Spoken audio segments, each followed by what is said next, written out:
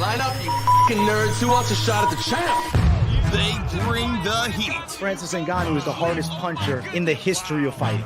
They bring the knowledge. If you think this fight is going 5 rounds, you are out of your mind. They bring you the picks. The dog is getting it done in this one. We deliver every single week. We're bringing the heat, ladies and gentlemen. The money line. Don't miss it on the MMA Experts channel each week. The money line. We are live. This UFC Vegas 60 card. Mike Finch, how you doing, my brother? Oh, can't complain, man. Got family in town this week. It's been good. And, man, I had fun watching the card last Saturday. A lot of drama, a lot of madness. It felt like a good throwback. I don't know why. It was just like there was chaos, AJ. It was fun. I saw your response videos, too, so it feels good talking this much passionately about this sport that we love, man. Dude, I got to say, I thought as much kind of drama that's gone on throughout last week, the card ended up delivering for sure. And the right matchups kind of existed. I will say there is a conspiracy, and I don't know if you saw the video dropped, right? Was Go it ahead. an inside job, Mike Finch? Inside job. I mean, why would they want? Here's my problem with the inside. And Yeah, by the way, yeah, if you guys haven't seen it, MMA Experts, is it an inside job video? You got to check out AJ's breakdown. AJ, I must say it doesn't make any sense for them to want to send Nate Diaz out with a win. That's the part you lost me, bro. Why would they want? They wanted Nate to lose his last fight. They want his stock to drop when he goes onto the free market. Now they got him a win against Tony Ferguson. The fire's kind of burning. Joe Rogan asked him a question. He's like, I think I'm too big for this organization or whatever. They can't love that. AJ, they can't want that. Here's what I'm thinking. McGregor, Diaz, the fucking trilogy, man. It's a must fight. It's a must. We have to see that fight. There's nothing I want more at this point as far as Nate Diaz. I don't care about the Jake Paul fight. What's the point of him fighting Jake Paul? What's the point? For Jake Paul's ego. Jake Paul knocks him out. What happens? Oh, I knocked out. Fuck that. Fuck that. A 155er. Right. Jake's a freaking heavyweight. What are we doing? 205. That's crazy. Yeah. That is don't crazy. like that idea. That makes no Jake sense. Paul, though.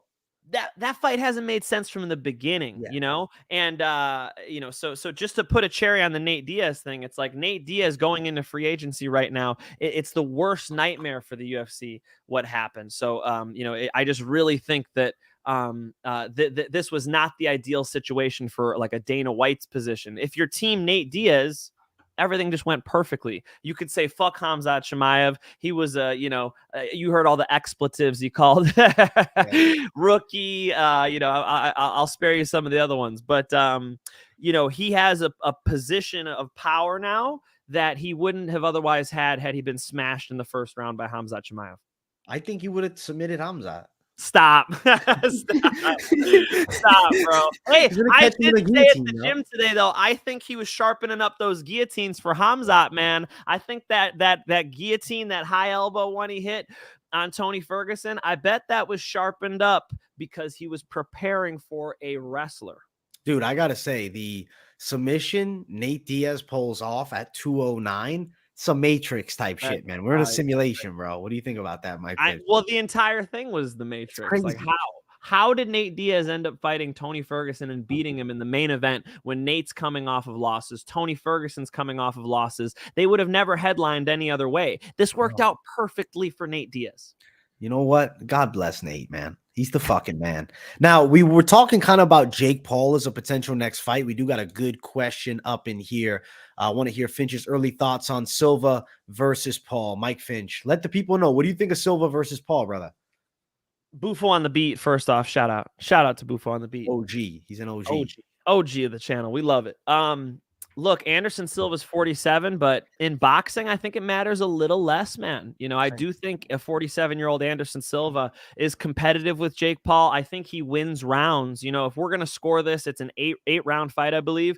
I think Anderson Silva wins 6 out of 8 rounds. The issue is what happens when Jake Paul turns his hips over, closes his fist, puts a big shot on Anderson Silva. I think Anderson's going to outpoint him, make him miss a lot until he gets cracked, man. I'm just not sure that you know, a fighter in his prime who's already the larger man, as usual, is going to have too much trouble putting one punch on Anderson, because that's really all he needs, right?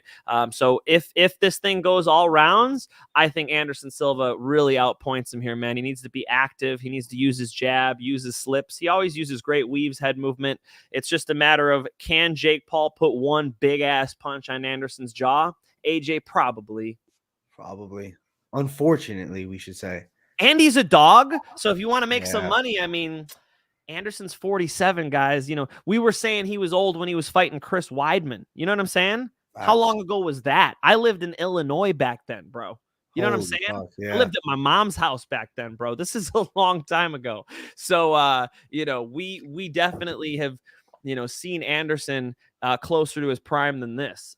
So I'm going to go ahead and pick the YouTube sensation, the man with nipples not in the right spot. What's up with that, Jake Paul? The man with the crooked nose, the guy who just gets the media to bite on everything. And here we are talking about him as well. I'm no better. I'll pick Jake Paul. Jake Paul over Anderson Silva, the Mike Finch pick. And he's been pretty good with dogs. We got to bring this up. Finch. Bro.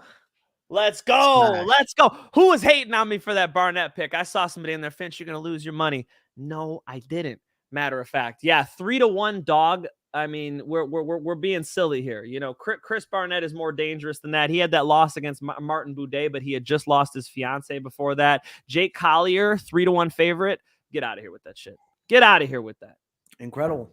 Mike Finch, the fucking sniper on that one. They want to hate. Let's go. They fucking hate us because they ain't us, son. They doubt your abilities with these dogs, but I've seen it, man. Finch is a dog hunter. Bryce Mitchell finally got his fight. Let us know, who's he fighting? I saw on Twitter that he is fighting, but I need an opponent name, man. Tony looked the worst ever. Do you think Tony Ferguson looked as bad as he's ever looked? I thought he was punishing that front leg pretty well. Look, he didn't look good against Charles Oliveira. He didn't look good against, you know, keep going down the list. Even the Justin Gaethje fight, man. After I saw that Justin Gaethje fight, I knew, oh, shit, this is not good. And something that I knew that maybe other people didn't was that he wasn't sparring, just from talking to people around him. I'm not going to say who. But you know, that he wasn't sparring. And he said it after the fight. He was like, oh, man, that was like my 5th time sparring this year or some shit. Like, Tony, first off, that wasn't sparring. You just lost a fist fight, okay? Secondly, we need to get our timing down by working with other humans. You know, it's one thing to hit pads. It's another thing to be on the mat. How much is he even rolling? Didn't look like much. I'll tell you guys this. When you get caught in a guillotine and you tap from the top position, you did not do everything you could to get out of that guillotine. If somebody catches you in a guillotine, you roll to your back. And the reason why you do that is because gravity is going to take over and it's going to give you totally new angles with the choke. You might be able to free up your artery, free up your windpipe. He didn't even try to do that. That seems like a lack of training to me. I thought his jiu-jitsu was much better than that. That's what surprised me more than the striking, guys, was the fact that he tapped so quick to that guillotine without rolling to his back. Never tap to a guillotine without at least trying to roll to your back first. Volkanovski's prime proof, man. Look at him. He got out of that Ortega guillotine fighting like hell.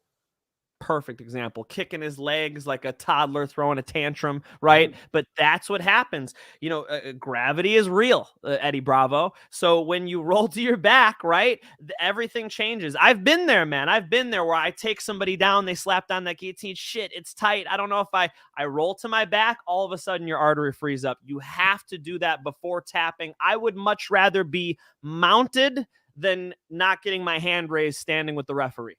Facts. I would say this, man. Tony Ferguson is Eddie Bravo jiu-jitsu guy, so they don't believe in that gravity. That technique's not trained, my friend. That's a good point. That's a good point. He should have been working with Eddie, though. I bet Eddie would have had him working with Boogeyman Martinez. Gotcha. Shout out. I bet he would have had him working with, I mean, there's a plethora of guys that Eddie has in his roster that like kind of similar to Nate, body type wise and whatnot. Apparently he wasn't getting enough rounds in with them. I think there's something wrong with Tony Ferguson's training, and that comes to manifestation in the fight. The biggest thing that shocked me, guys, was the quick tap to the guillotine. Very surprised to see Tony getting tapped multiple times now, not against Charles Oliveira. I mean, he did gut out that armbar. I guess he didn't tap to that, but Tony's having submission troubles. I wouldn't have predicted that 4 or 5 years ago. I wouldn't have ever predicted Tony Ferguson like getting tapped like that. He was the man. It was him and Khabib. Remember? Not now anymore, Khabib's dude. the GOAT, and where is Tony? He's the boat, bro. And he sunk to the bottom of the fucking ocean, bro. He said that's what he was trying to say. I'm the boat, whatever, the best of all time. I'm like, dude, boats sink, brother. Like, it just didn't flow, man. He's sailing into the sunset. He's sailing away. I'm sad to see it. I like Tony and I like Nate, so it was all good to see Nate get his submission win. But if you guys were really impressed by Nate's performance, I don't know what you saw either. Like they both looked a little aged to me, and they're both lucky they weren't across from their original opponents. I think. I agree. Bryce Mitchell versus Movsar Evloev. That's a huge matchup. Ooh, that's major. Bryce Mitchell's gonna have some trouble with that boy. That's pretty good. It's hard to pick against Movsar, man. Holy fuck. Early lean. Mitchell needs a takedown. He needs those takedowns. And I mean, Movsar is known for good grappling too, so this is gonna be a hard fight. I like the matchup. Let's find out. Man, I was surprised to see Mitchell do so well against Edson Barbosa. So yeah, this is even tougher, dude. I'm gonna have to say that this is too tough of a matchup for him. But dude's entertaining. I like listening to his interviews. He's unique. He is. No, he is. I like Bryce a lot. We are gonna bring guest number 1 on. Before that, though, for the people watching MyBookie, use promo code Moneyline. Get yourself that double playback bonus, and you're also helping the boys out to produce the show. So keep showing us some love. Go over to MyBookie, Moneyline code, play some bets. It helps us out, and we really do appreciate each and every one of you. Much love. The guest coming in today, Bellator contender Lance Gibson Jr. All eyes on me. What's up, my man? What's up? How's it going? Doing fantastic, brother. How about you? Good. Yeah, got back from a run, so nice, man. Hey, I heard you're getting in a fist fight soon, brother. So you're getting in shape, my man. How's that going? And you got it. You got a famous opponent as well. The aura's got to be good in camp, right? Yeah. It's everything is going good. Just I stay in shape year round, so just sharpening my tools and being ready to go for October 1st. So I love it, man. Look, they had a ruckus. I don't know if Chris was a part of it, but the whole UFC card got switched up because people are throwing water bottles and shit. Are you ready to get into a water bottle throwing fight with Team Diaz? Are you ready? You know what? What's unfortunate is a couple of days. I don't know if it was due to the Jake Paul Anderson Silva, but Chris is out of the fight, so I don't know if it's because he's boxing on that night. But so I was just as shocked as probably you guys are hearing it right now, because supposedly there was allegedly he KO'd Darren Till in backstage, which I say allegedly because I find it quite hard to believe. Like, Darren Till's a big dude, and he's a pretty skilled fighter, and I'm pretty sure he's got his head on a swivel enough to not get KO'd back there. Anyways, so kind of crazy, but along with that, that kind of threw a bit of a loop. So if he's fighting on the Jake Paul card, I'm down to box. Like, boxing is not my strong suit, but I'll be into boxing if he wants to. So I like that call, man. I do think maybe he's I don't want to say he's dodging the match, but he's getting probably some more cash flow to take somebody on in boxing as opposed to fighting an undefeated guy in the come up. I mean, what is he now? He's 8-9. I mean, he's a tough guy. He's a good scrappy journeyman guy. I mean, he's a Diaz team. Obviously, these guys are fucking tough. Unfortunately, you're not in that matchup now, though, because I was excited for that. That was a bit of a showcase. I know. I was pumped for it too. So it's unfortunate. We were getting really prepared. Jiu-jitsu was on point. Wrestling was on point. Striking, everything was on point. Obviously, I don't come in there and play games. So, where do we go from here? What do you think is next now, Lance? We've got a backup, so we're still going for October 1st. But like I said, if we want to make up that match again, I'm in after he's done boxing, or if he wants to box, I'll box him. Like I said, not my strong suit, but I'm a pretty good boxer, so we can step into the ring too. I mean, is that just because the opportunity means so much to you to fight a name like Chris Avila? Because let's be honest. Let's look at it here. You're 6-0, undefeated, a Bellator prospect. And a lot of those fights in Bellator, 4-0 in Bellator now. Chris Avila, 8-9 in mixed martial arts. Let's be honest, man. You were a big favorite in this fight. This made a lot of sense for your career. For him, on the other hand, it maybe makes more sense to drag you over into boxing. Do you think there's been a lot of what was your video called, AJ? Inside Job. There's been a lot of manipulation going on around here, man. Are they trying to drag you into this boxing match right now? Are you stepping into a trap, Fearless? Well, it could be potential, but like I said, I don't mind boxing. It might pay a little bit better too, so we'll see. I mean, if that's where it goes, I'll definitely step into the boxing ring. I'm 0-0 in there, so it's fair game at the end of the day. I'm just a rookie, so we can step in there instead. I'll take the trap. Wow. And not to beat it to death, but I really have to ask, what the hell does him allegedly knocking out Darren Till have to do with him fighting you? If he can box, why can't he fight in Bellator? What are we talking about here? I don't know. I'm not. I don't. You really, just heard this I'm not through a the trash grapevine? talker. Like Scott Coker call you like, dude, he smacked Darren Till. We don't know what to say. Like what?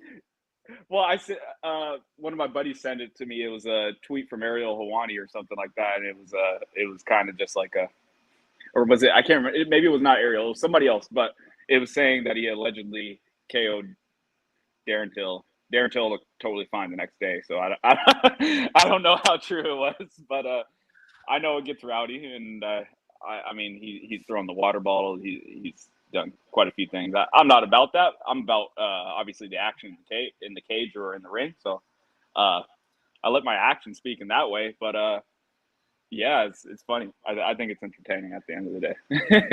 It is good entertainment, bro. Yeah, it's good entertainment. Now, without this Avila fight, is there a possibility of you naming the opponent, or is it right now not fully agreed upon here? I believe we're almost there. I signed the contract, so I think it's almost there. I don't know if it needs to go on his side yet, but we're just waiting on the full go ahead, I guess. So yeah, probably in the coming days. Okay. Classy man, not calling the dude out. Say his bitch won't sign the contract. None of that. Classy man. I like that. You know, I've been called out behind the grapevine on that kind of before, saying that I based on different time. You know how there's time zones.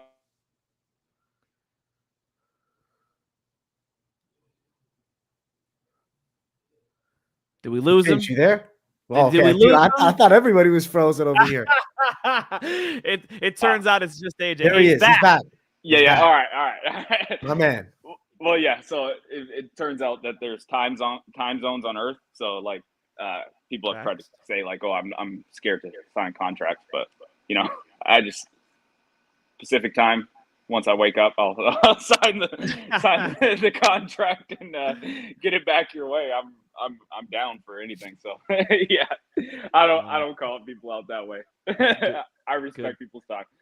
Good man, classy guy here, AJ. Yeah. Damn, classy Lance really... Gibson, bro. Classy Lance Gibson. Yeah. Yeah, exactly. He's got the fearless name though. Him and his dad both. I guess I gotta ask you that corny question: who's more fearless, Lance Gibson Sr. or Lance Gibson Jr.? Definitely my dad. You know, he's got some crazy stories. He probably wouldn't be too pumped on me telling this, but he was a big time street fighter in Vancouver, BC, and back in the day there'd be a lot of racist people out there, and he would hunt them. So he was pretty fearless. He would hunt them. He wouldn't be looking for a fight. He'd be looking for people that were like that. So he was he's a full on G, and that was before he stepped into the cage in the UFC and stuff back in the day. So yeah, your dad would hunt racists and fight them in fist fights. Yep. This is the best movie ever. What are we waiting for? Yep, and I guess that a little bit of that crazy got into me, but I do it in a more subtle way in the cage. So you know, AJ, call Quentin Tarantino. What are we waiting for here, bro? There's I think Daryl Davis. Funny enough, this is a little bit off. It's kind of similar, right? Yeah. He hunts down and he beats him up because I know Daryl Davis was turning over people from the Ku Klux Klan and whatnot. Yeah, that's crazy. So this is a more vicious way to do it. He makes them surrender their ropes. Exactly. That's great. So, That's incredible. He's definitely the more, and I mean, fought Dan Severn for 27 minutes, which is everybody knows Dan the Beast. Like my dad's 5'9", was 5'9", 185 at the time. So like that's pretty big time. So he's definitely fearless for sure. And I got the little extras that I show in the cage, obviously. So that's what I like, man. Lance, now I want to ask you, what's right now, I guess, near future goals? Because we're undefeated, you got a good flow going, you have a very well-rounded style in a spot. I mean, I don't know, Bellator, it's pretty top level. You're getting put on the card now. There's still, I mean, I think Avila was like a solid name, like as I said, showcase fight for you. So unfortunately, we probably won't have that same type of showcase name value. But like, where are we going in the next couple years? Oh, I'm looking at going to the top for sure. I'm happy with where I'm at with Bellator. They've treated me amazing. The whole staff, they're awesome. Scott's amazing. Mike Kogan, everybody's just been amazing. But I'm ready to keep climbing the ranks and be looking for title contention eventually. I'm building my skills every single day, which sounds funny. I'm on the mats with high school wrestlers, and for a lot of MMA fighters, it's hard to humble yourself enough to get on the mats with kids that are younger than you. These kids are D1 commits, like they're all monsters, and our coach is just insane and technical. So, and hitting the ground, striking, everything, just constantly building my skills to showcase to this world what I'm about. So, yeah, I'm excited. Next couple of years, we're climbing. We're headed to the top. So. I love it, man. I love it. Hey, I you're sponsored by Roots of Fight, right?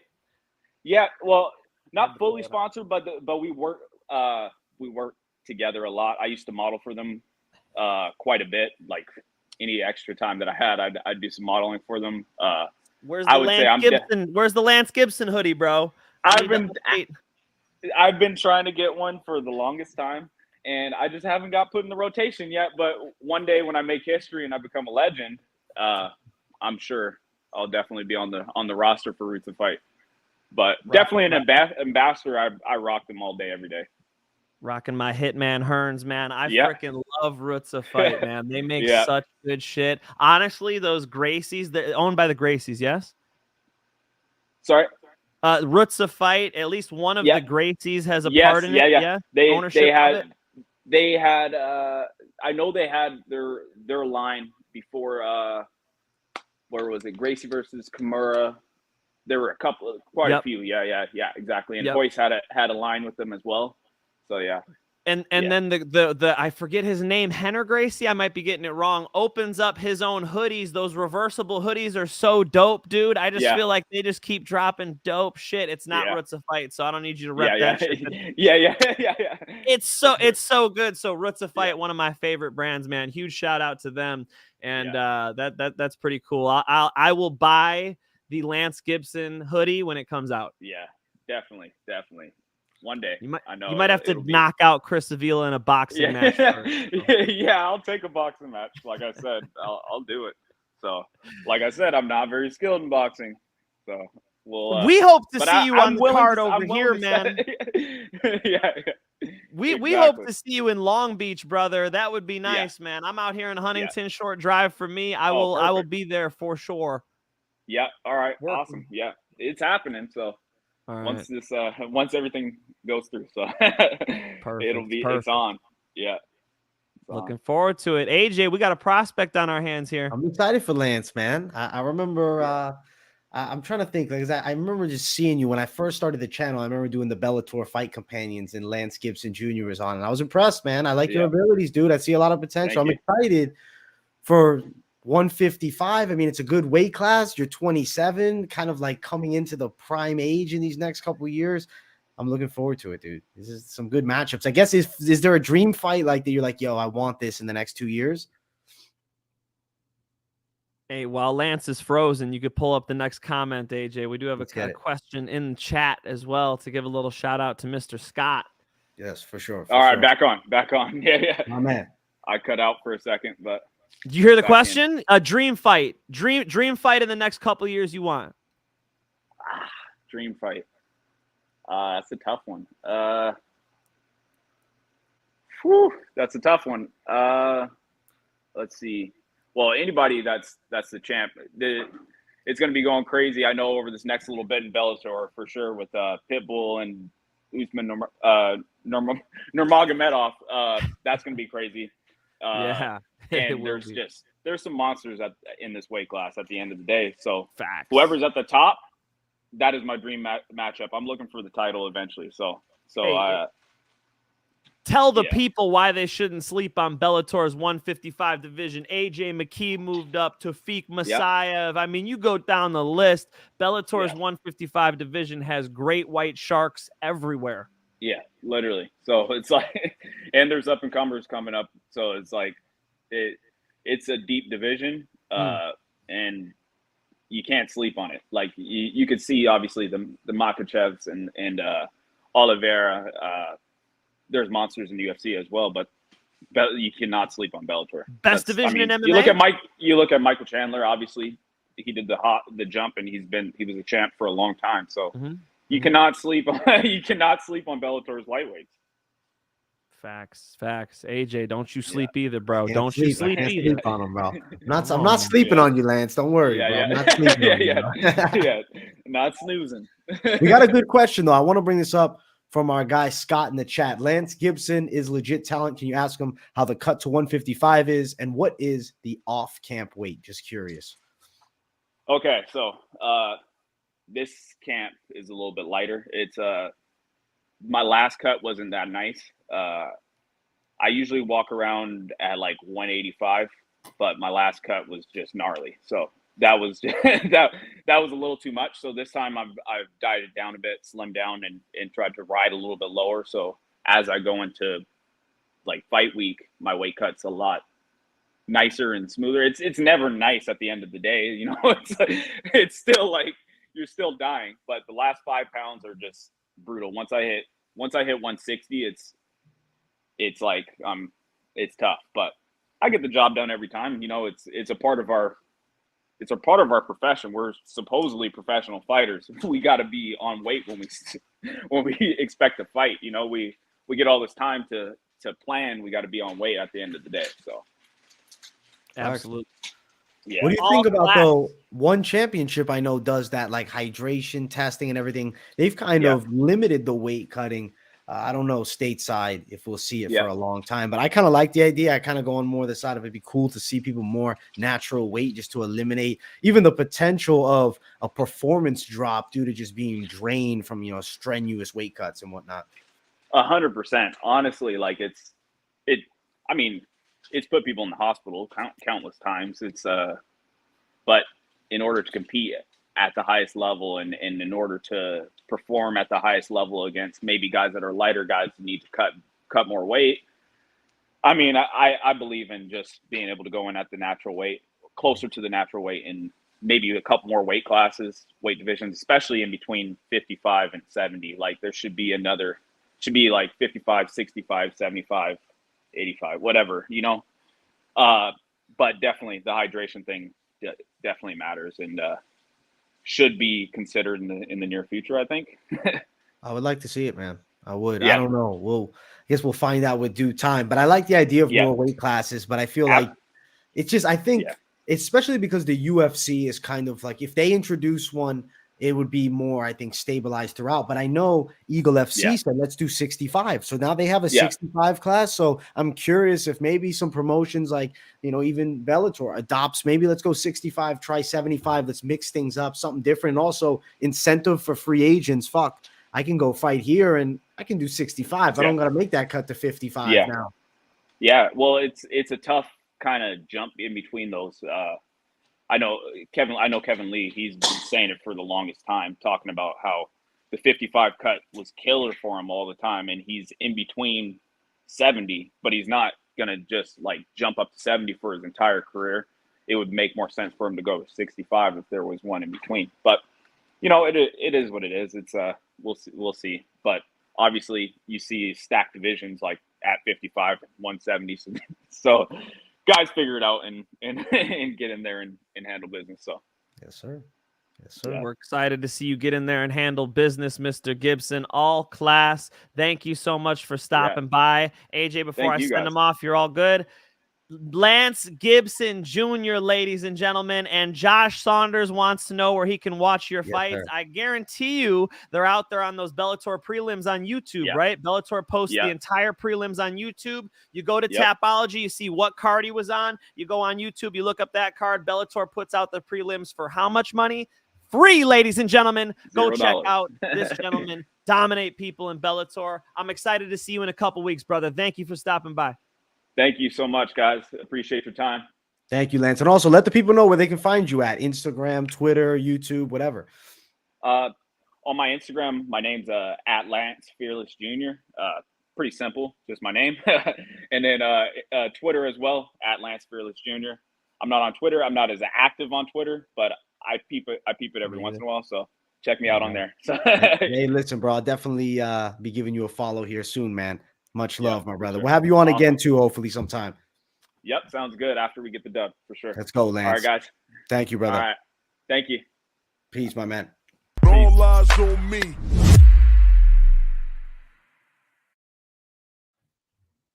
Like Mr.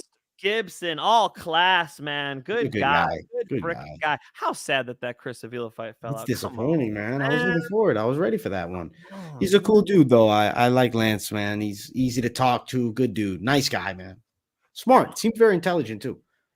100%. And he grew up with this shit, man. His dad doing it. His dad beating up racists. What the fuck? That's fucking wild. That was wild as hell, dude. Holy now I got to interview his dad. We got to do a whole sit down, God. bro. We need the spotlights on. We need to get some old highlights. I don't know, some grainy ass videos. I don't know what we can go viral with that, man. The man who beat up the racist, he hunts them down. CNN's gonna pick that shit up for sure. Come on, I'm in. Finch, we had a great interview, but we need to get to these picks. Let's start it off with the first fight of the night. Nikolas Motta versus Cameron VanCamp. Yeah. What do you think, AJ? Because these ones are hard for me. I'll kick it off. Look, Motta has a ridiculous left hook. He's got a really good knockout in CFFC. If you guys haven't seen it, respectable head kicks. You can't just hit him with a straight double leg. He really does have good hips. He'll hit you with his hips, like Hamzat Chimaev was showing his former opponent. Right? He sprawls pretty well. If you're gonna wrestle him, you have to chain wrestle, meaning you have to use multiple techniques. You can't just come in there the way Fiala left hook KO'd VanCamp, something like that, man. I am concerned about VanCamp's grappling. If he gets on top in this fight, that could be a big problem. But on the feet, I think Motta could hit him. AJ, I'm gonna lean Motta KO. I'm leaning Motta KO too. I will say something that's a bit of a concern is going to be Motta's been stopped a couple times with punches. VanCamp can get a little wild as a brawler. So, a VanCamp underdog knockout prop type situation may be there if you're looking for it. I've heard a lot of people talk about it. So, something, maybe to consider. As far as the lines for this one, they're very wide in favor of Motta, minus 175. So, I guess not very wide. It was a lot wider earlier in the week. So, a lot of money has come down on Cameron VanCamp, plus 155 for Mr. VanCamp. Motta for the win for Finch and I, both of them leading him by KO. I do think he's going to touch up VanCamp on the feet, especially how tall VanCamp is at 155. I don't know, man. It seems like he's like a little too thin for that weight class. I think the chin gets touched up there. If you remember James Vick, tall guy, decent skill set. The chin, weathered down as he got cracked by some of the heavy hitters, even though he had that height edge. I don't think VanCamp is not susceptible to the KO, really. You know what I'm saying? Yeah, I mean, like Fiallo did, I think, and the left hook specifically is what I'm seeing when I'm watching him strike. Keeps the hands a little low, throws a little wide. There are just openings and ways to hit him. So if he wins this fight, I think he has to get on top. I see him either losing a decision, getting outstruck, or like I said, I'm scared of that left hook, man. I think Motta's going to put him on his ass. I think so too. The KO line for Nikolas Motta, I will bring it up. I don't know what's going on with fight odds here. So I think they're flipping lines as we speak. As far as it's plus 160, Motta by KO, VanCamp by KO on the other side is plus 700. But me and Finch both on Motta for the win, man. I think he's getting the knockout. Think so. Good way to start off this crazy ass card with all of these, loser leaves town fights. This is a good one, man. I think Motta stays. Motta stays, man. I like that. I like that. Loser leaves town. This one, maybe not so much. Tony Gravely, Javid, Basharat. With Gravely, you got an OG. I mean, he's been around for a long time. He's got knockout power. He's got a capable wrestling game. Basharat, though, looks like, I think, a problem for a lot of people. He's got very good kickboxing, solid on the floor as well. I think he's slick. I think his jab is really good. I think he's technical from the outside and finds his target well. I think he can knock Gravely out, too. I'm thinking Javid, Basharat, KO. That's where I'm at. What do you think, Finch, man? It's gonna be hard to knock Gravely out. He's pretty durable, and he's got some takedowns. I think he's getting better. He's a real test for the undefeated young prospect here.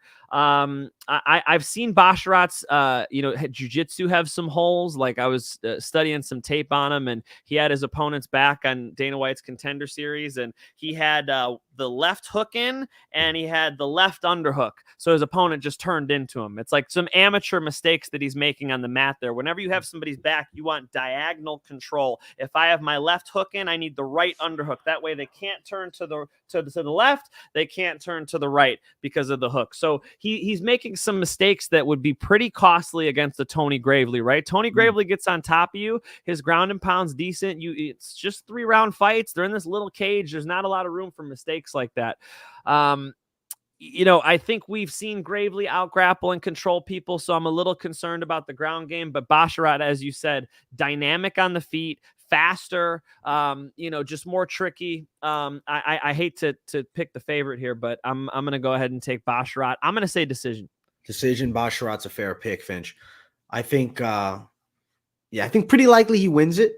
But Tony Gravely, I don't want to fully sleep on. And the line isn't terrible. It's plus 145 as far as Gravely. Basharat minus 170.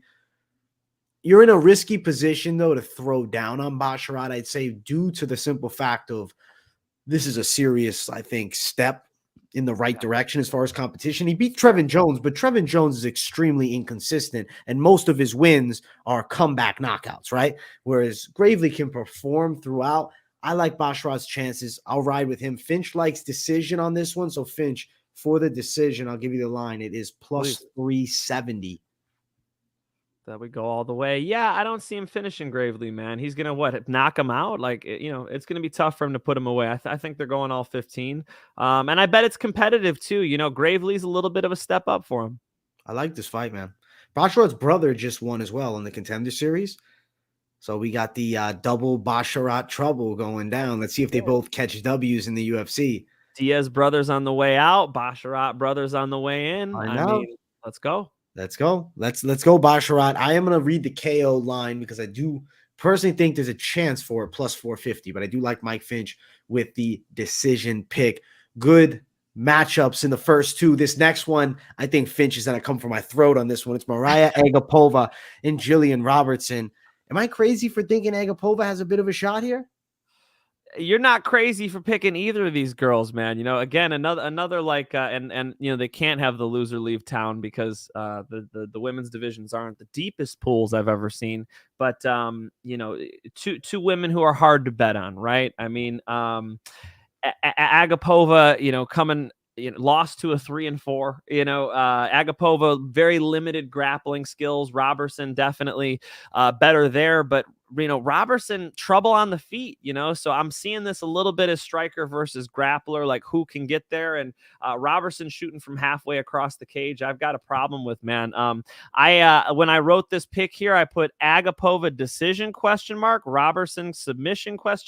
Literally that much on the fence. So I don't think you're crazy at all. I think anybody who bets like a lot of money on this fight is crazy, though. You see what I'm saying? So I might as well lean with the grappler Robertson, but dude, I think Agapova could out kickboxer. I'm staying the hell away from this fight. Yeah, man. I don't think the betting side is great here. What I feel like Agapova brings that's a positive is she's nastier as a fighter. She's just nastier. Even in a fight losing to Marina Moroz, it just looks nastier than whereas Robertson's more like patiently plotting. I think Agapova could touch her with some punches. I don't think it's impossible for her to stun Robertson. I don't know about a knockout. Club and sub, it's lower likelihood, but I think she would have to stun Robertson and then obviously lock some up. I don't think she's going to submit her in pure grappling. If the, you know, Robertson side is landing takedowns, I think it's trouble for Agapova. It's going to be very dependent on the early rounds and like finding out in the first 3 minutes how she's going to do with the takedown. If she's stopping Robertson's takedown, my confidence skyrockets for Agapova to outstrike her. Is she going to stop the takedown? Very if. Because her takedowns aren't world class, you know. That's her the biggest takedowns, thing. she shoots from too far away sometimes. She's you know, not a great wrestler, so she's gonna need it, I think, in this fight, and that's an issue. My issue too here is they're in that little cage, so that does tend to let you get a hold of somebody a little bit easier. It tends to make them clash a little more, so I think finishes probably get a little more likely in the small cage. Yeah, man, I'll go be on the other side, but you're not crazy for picking Agapova, of course not. Not touching this fight from the people. I mean, Guys, I'm going to ask you to please refer to her as Swagapova. Agapova? She got swag. She do got swag. Does she? Okay, fair enough. Bookies think this fight ends inside of the distance. Do they? Let's find out. I'll bring up the lines. Finch, I don't know if you want to throw gang signs up, but we got a question. You know, we got somebody wondering, can you throw the Agapova gang sign impression? Holy, what a fuck. I need a Venmo for that. Venmo at Mike Finch MMA, and we'll cook one up for you. All right. That's quite the here's one. I saw AJ trying to do Darren Till on his show, and you know, the Darren Till needs work, man. He's got that cockney. He's got that, you know. You ever see him did you see the video of Darren Till getting pulled over? Have you seen that one? No, I didn't. Where like, what the fuck are you doing? I don't know. You know, that crazy Cockney accent that he's got. Dude, so we'll work on that. We need lessons. I need lessons, man. We're gonna do a Cockney, you know, dialect, and we'll get AJ back on here to do a little Darren Till, and we'll get it done. Okay. As far as the gang signs, I don't even know one, bro. All right. I'm not from Long Beach. This is Huntington Beach, dog. Thought you were from LA, Finch. I thought you were LA. I'm Chicago. If anything, you got to give me the Chicago. Brother. That is true. You're right. That's my mistake, Finch, man. Plus 128 for Agapova as a dog. Not a great line for dog. It's minus 150 for Robertson. Yeah, kind of chill on this one. Maybe stay out of it. Watch the fight. It might go distance. It might not. Leaning towards maybe a chance of ends inside distance. The books think so. It's minus 175. For fight goes the distance is plus 155. I will personally say, I think it's going all three. Fuck, man. I'm gonna say Agapova somehow pulls it out. Something crazy. Stay away from this fight, people. There are better fights to bet on this card. All right, just enjoy it. Yeah, man. Just enjoy the action. Just enjoy the action. This ain't the one. Let's keep running up. Next one. Trey Ogden versus Daniel Zellhuber. This kid's a prospect. There's a lot of hype on him coming in. A lot of people are feeling like he's got the goods, per se. He's very young, though. And as much as Trey Ogden I guess, has a bad loss, people will say to Jordan Levitt. I think Jordan Levitt's just a guy that's just disrespected by people. He's just not looked at as any bit good. He doesn't look good necessarily, but he's a difficult grappler to deal with. And Ogden was able to land takedowns in that fight too. I'm picking Zellhuber, but because of the youth and UFC and experience, do I want to go jump at the window and play him? What's he at? Zellhuber line minus 305 for a young guy like that. Finch, what do you think about that? He's young, man. Yeah, 23 years old. That's older than my little sisters. This is getting weird, bro. It was my 30th birthday last week. I don't need the happy birthdays. That's okay. But you know, it was it's weird looking at like 23-year-olds. I'm like, I was in what, 5th grade when I was in high school. It's weird, bro. You know what I'm saying? So somebody at 23 years old being that big of a favorite, yeah, it's questionable. I have way too many questions to be heavy on that pick, but I will go ahead and say it now. I agree with you, AJ. I think Daniel's going to get this thing done. Yes. That win over Lucas Almeida, like you said, actually in your breakdown before, has aged really well. And Trey Ogden trains under James Krause. He's got a good team behind him. I think he could come out and be a tough test for the kid. So I'll take Zellhuber, but it's not a lock. You won't see it in my parlays. Not a lock, not in his parlays. And we have a great question that's right in. Bufo's asking, should he put in parlay? Finchman says, I don't think so. I'm going to lean the same way. I think he wins. Maybe you put him in one of them, but if you're looking for the absolute, I'd be just a bit hesitant because he's so young and because it's a debut. And Ogden's a craft, like he's not like a high level vet, but he's crafty. The guy's got a lot of fights, man. I think the Contender Series is actually a great way to start in the UFC because you do get a little bit of the debut vibes out of the way. Dana White's sitting right there. This is your shot. So it's almost his second UFC fight. With that mindset. And of course, Ogden is not a UFC veteran. He lost to Jordan Levitt in that split decision. If you're losing to Jordan Levitt, there's your sign. Any blue collar comedy fans? There's your sign. So I don't think you're crazy, Bufo. If you're thinking, the kid gets it done, you're not crazy. He probably gets it done. Let's be real here. Now, I feel like, how does he get it done is the biggest question now. Are we on the prop side? Does he knock his opponent out, or are we going the full 3, Finch? I mean, if we look at the problem Ogden's had, it's been getting submitted, right? Ogden's been submitted a couple times in his career. That's been his issue. The Jordan Levitt loss, of course, split decision. Look at this kid, though. More of a knockout artist, a little more of a striker. I think they'll end up going distance. But if you were going to pick against Ogden, you'd probably have a problem when he's on his back in this fight. Zellhuber, we'll say wins decision. It is plus 230 just to read out the lines for the people. I'm Moneyline, guys. You know me. It's hard to finish. If I'm picking, I'm usually going straight down the middle Moneyline. I picked the round in an Islam Makhachev fight. I think I picked the 5th round. He subbed the guy in the 4th round. I hate that shit, man. Go Moneyline and get your damn money. Get the money line. Get the money. And let's jump to the next matchup. This one, ladies, going after it here. Denise Gomes, in her UFC debut, fights Loma Lookboonmee. Lookboonmee's an OG at this point, man. She's been around for a minute. She's I guess she's 2020 era. So she came around, when UFC Vegas started, beat Jean Euphray. Crazy enough, she's only 6-3 as a pro record-wise. I feel like she has more fights than that at this point. The only girl from Thailand in the UFC also. So that's something to note. She's fighting Gomes, who I take for as more of a Thai-esque style kickboxer. I don't want to say Brazilian Muay Thai, but kickboxing style for sure. Brazilian style, maybe. Loma Lookboonmee, I think, has some advantages as far as the clinch game would go. I do think that it's a competitive fight in the kickboxing range, though. I like Lookboonmee with the teep front kicks a bit, but it's not like they're doing a ton of damage. Decent for range. Thing is, she's not a tall girl at all. She's super short for the weight class, and she's a big favorite. I've been picking Lookboonmee throughout the week, and I'm going to still ride with her on the decision, but I don't feel very like, oh, let's go, let's bet this. Very, very great about it, I guess you would say. Very hype about it, Finch. I'm not like, oh shit, let's do this thing. What do you think, Finch? I mean, how many like non-championship women's fights are you like, cash this thing, go for it, right? Not a Yeah, ton. small percentage. Yeah. So there's something to be said about that.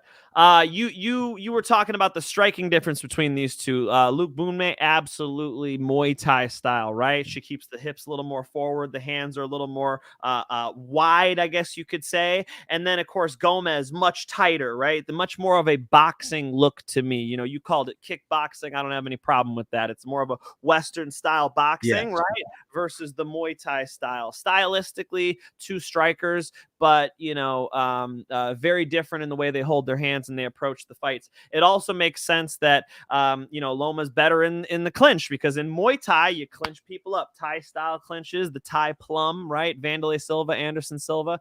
This is what she gets from her childhood, from her roots, is being able to manipulate women in that clinch. So I think this is a close fight. I don't know that I'm running out to bet on this one either, but I just think the experience of Lookboonmee, probably ends up getting her the decision. I could see this one being close though. I think Gomes is pretty game. I mean, I respect the hands up style is going to be pretty good in that little cage when you get right on top of the person, because if you can catch some shots on the forearms and deliver back, it's not going to be like Lookboonmee can exit right, exit left very easily. The good thing about that little cage with these women though is they're small, right? Big difference when you're Chris Barnett sized. Yeah. Two steps and you're across that whole freaking cage. For the women, they will be able to move a little bit. I think that actually does lean to the more open fighter, Lookboonmee, who's going to keep her head more up in the air like this. She needs that distance, as to where Gomes really doesn't.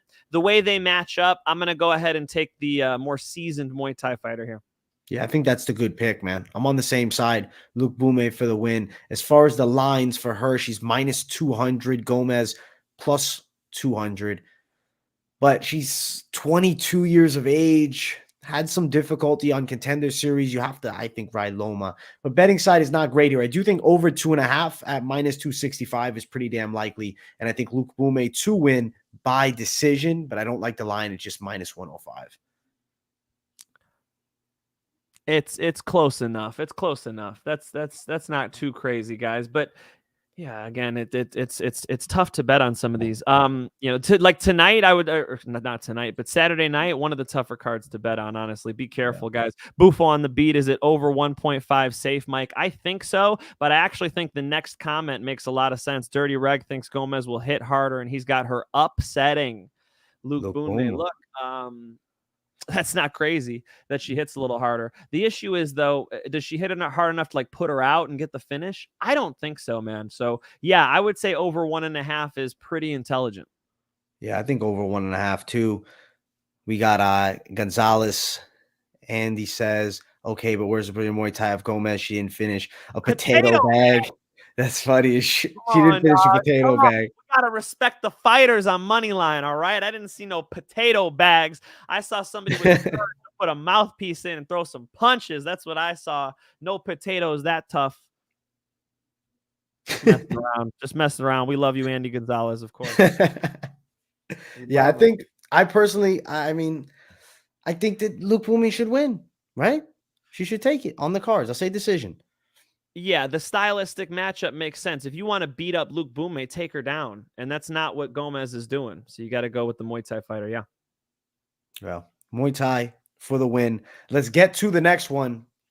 Aspen Ladd versus Sara McMann. Finch likes this fight. He likes the OG Sara McMann.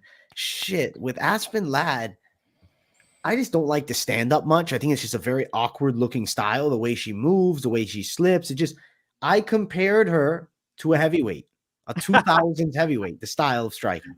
A little bit of Martin Boudet, no? A little bit. Maybe her and Boudet be doing kickboxing classes. The thing is, with Aspen Ladd, even though if it looks a little bit odd, there are times where she's landing pretty decent strikes through the guard. And I think McMann is not bringing a striking threat to her. Sara McMann has the high-level wrestling. She's been known for it throughout her entire career. It's just, does she not get submitted? Ladd, to me, is not gonna have that significant back threat of submissions. So I'm kind of feeling like Sara McMann might be able to grind her way to a unanimous decision here, Finch. The 40-year-old Sara McMann is the pick, AJ. Yeah, it's tough. It's tough. I'm clapping because it's a good fight, man. It's interesting. It's tough. Sara McMann's let me down in the past. I got to be honest. I'm always like, Olympic wrestler Sara McMann, and then she loses. So she's definitely let me down, especially her getting submitted and stuff like that. Come on, Sara McMann. But look, she competed in grappling after those submission losses, and really did work on her holes. And I know 40 years old in lighter divisions is generally old, but against Aspen Ladd, she's got a good opportunity here. So I'll say that Aspen Ladd tags her up on the feet a little bit. But as far as how this thing goes, I'm biting the bullet here, because I've told people before I'm not betting on Sara McMann again. I've told people that. Here I go. I'm going to think the 40-year-old Sara McMann has enough to get the job done. With that being said, I'm not surprised if Aspen Ladd wins. I'm not even telling you not to bet on Aspen Ladd, because Aspen Ladd, if she's going to be a contender in the UFC, if she's really going to do this, has to win this fight. Has to win this fight. This is one where it's like a gut check. How good are you? I think Sara McMann's wrestling, combined with her improved jiu-jitsu in her later age, is going to be quite the tall task for Aspen Ladd. With that being said, I was reminded Aspen Ladd's the bigger woman. No, AJ? That, Aspen Ladd should have the size advantage here. If that's enough to disengage from that clinch, Aspen Ladd might be able to edge something out here. So the reason why I'm clapping is I think it's a fun fight. I think size is similar, though, because Ladd's about 5'6", as with McMann. Ladd looks bigger, though, when she's in there. I will agree to that. Could just be the very upright stance, too. Makes her look taller than some opponents are a little more, dipped in dodge. You know what I'm saying? Yeah. We're talking about the ladies. Crazy things. Unfortunate. My apologies to the ladies watching on that one. I think that McMann decision, she gets it done, but you're playing a 40-year-old, if you're betting it, not the greatest of ideas. And it's not like she's plus 250 where it's like, fuck it, throw down on that. It's plus 130. It's not huge value. I like the chances of McMann for the decision, the official pick. Yeah, McMann decision. It could be even McMahon submission. Could do a quick drive-by on the record of Aspen Ladd here, how she's been doing on the submissions.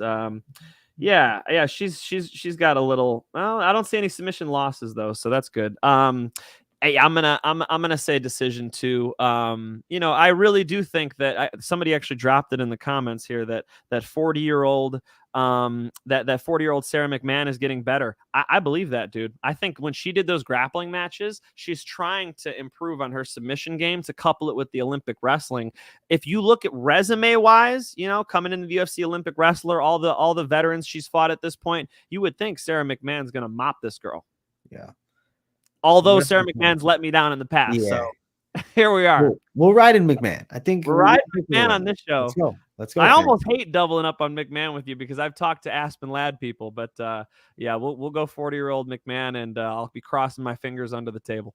Keep those fingers crossed, my friend. Let's jump to the next one. It is Trevin Giles and Louis Cosce.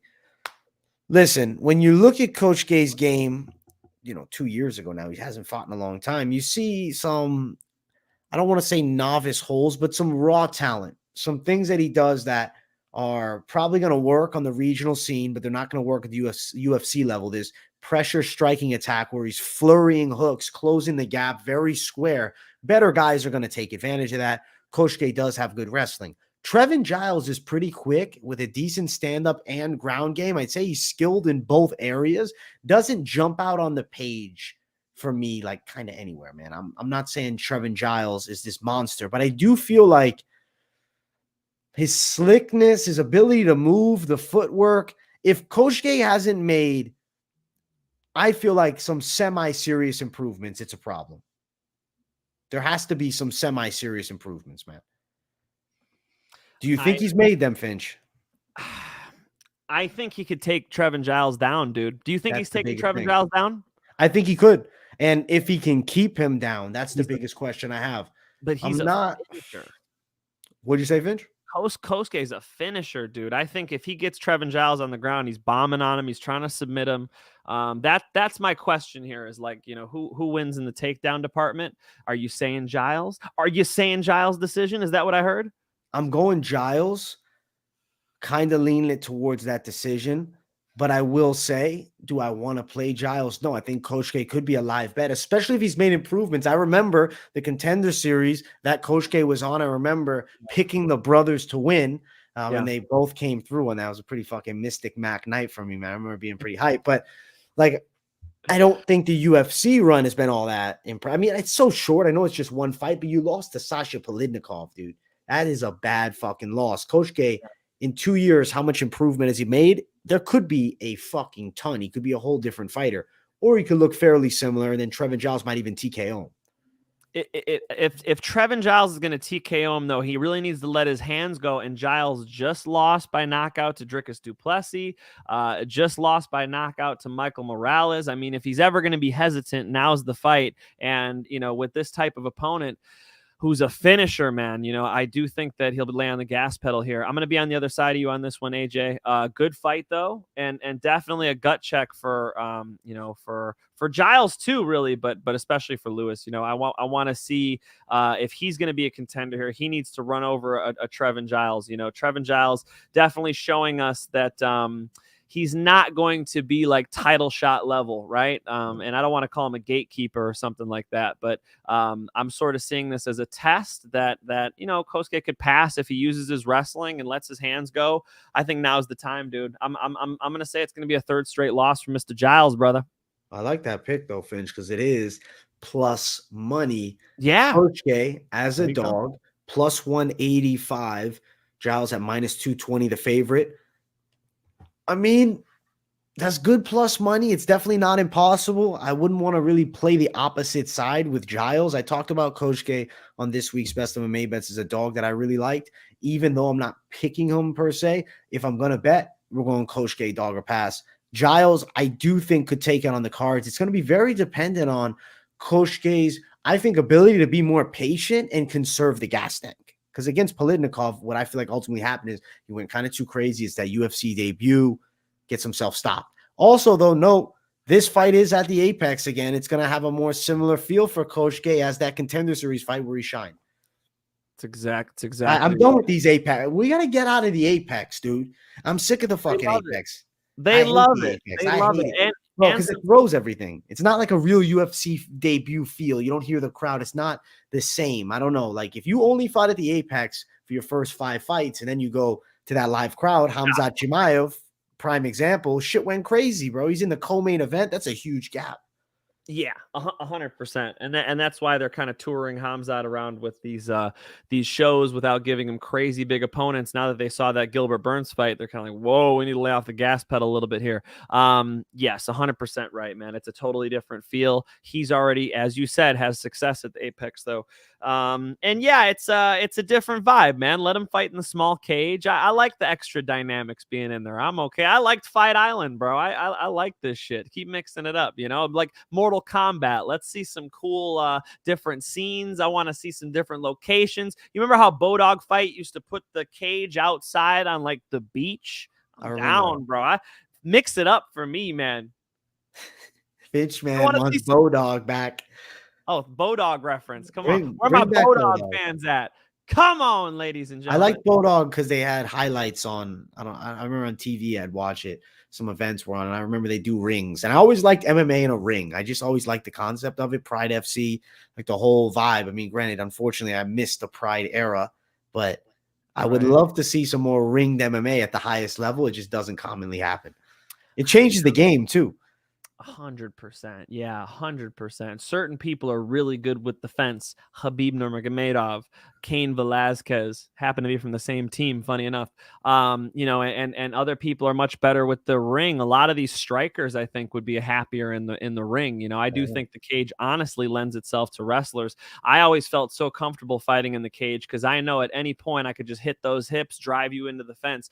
If I hit those hips and I'm in a ring, if I keep driving, your legs are just going to keep sprawling, man. There's no cage to push you into. Right. It's so nice to have that cage as sort of a third leg for me to push you into, right? So, I think that it changes the fight more than anything, mixing it up with a ring. How the hell did we start talking about that? Bulldog, the next we're talking about outdoor fights. So okay, we'll get out of the apex, but mix it up for me, man. I want to see some cool shit. Tell Elon Musk we want to see a fight in space. All right, SpaceX, send somebody up in a fucking rocket. I want to see a 0G fight.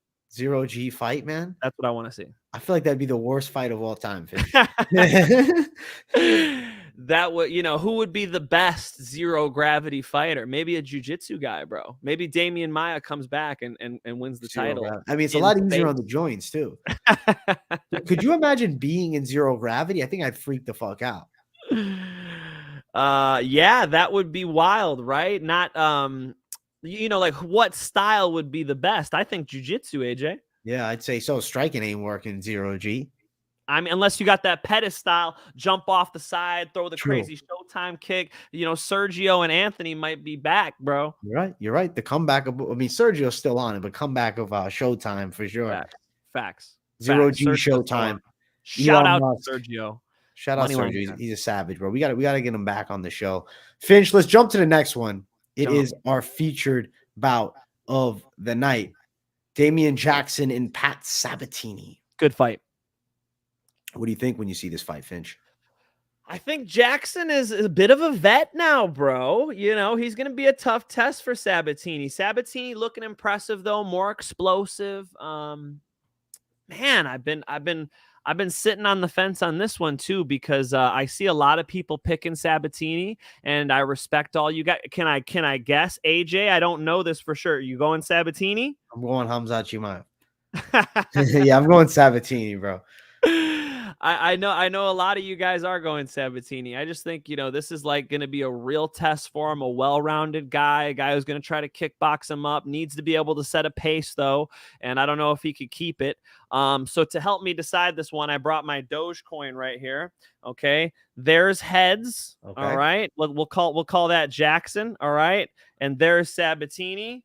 Let's get it going here. I dropped my Dogecoin. I swear to God, it's on tails. So we got to go Sabatini. I'm doubling up with you guys. All right. I'll go Sabatini. Look, I think it's a tough fight. I think that Jackson's going to be a tough test for him. But to be honest, I had Sabatini written down anyway. I think the young prospect will show us what he's worth here. Close fight, though. I bet Jackson survives this one, dude. And I bet that, he's able to land on him a little bit, give him a tough test. You think this is a close fight? So I think it is. And a thing that I think is a difference maker is going to be Sabatini's explosiveness. He's the more explosive guy of the two. I think if there is power punches landed, Sabatini's landing them. Jackson, 100%, I could see taking down Sabatini at some point. Sabatini's capable off of his back. He's got good takedowns. He's a solid wrestler in his own right, but he is pretty capable off the back too. I don't see Jackson just wearing on him, beating him up. I would say this fight's competitive, but Sabatini will be the better man winning a decision here. I will say the Damon Jackson graphic, when at first I didn't know if that was fucking Megamind or not, man. I said, holy shit. Dude, we did him bad with the hairline and then the cut off right at the top. Hey, he's a smart guy, bro. The noggin's just bulging with brains there. Listen, dude. It's not a receding hairline, my friend. It's just a long ass forehead, my friend. That's a 5 head, dog. It's a 5 head. All right, let's get to the lines here. Sabatini is the favorite, as most of you would have expected. Finch, did you know Sabatini was the favorite? No, that's news to me. I mean, I think that does make sense though, especially based on, I talked to a lot of people who bet. I've listened to, some of your guys' breakdowns, yours, of course. I actually forgot that you picked Sabatini, but I hear everybody picking Sabatini. I don't think I've ever heard anybody pick Damon Jackson. So I was going to be the one on a limb, but Dogecoin helped me out and kept me on your side, bro. So, how wide of a favorite, AJ? I'm not crazy. He's sitting at minus 200 Sabatini, plus 155 Damon Jackson. Got you. So I mean, it's got some width to it, but it's not crazy. I do think Sabatini wins it on the cards. Decision for Sab is plus 140. you know, the way Jamal Ebers mounted him and took his back off of a slip, he won't have room to give that on the ground. Like, he can't start slow like he did against TJ Laramie. I rewatched that fight. You know, but the thing is with Sabatini, I don't think he's in his prime yet, dude. He's what, 31?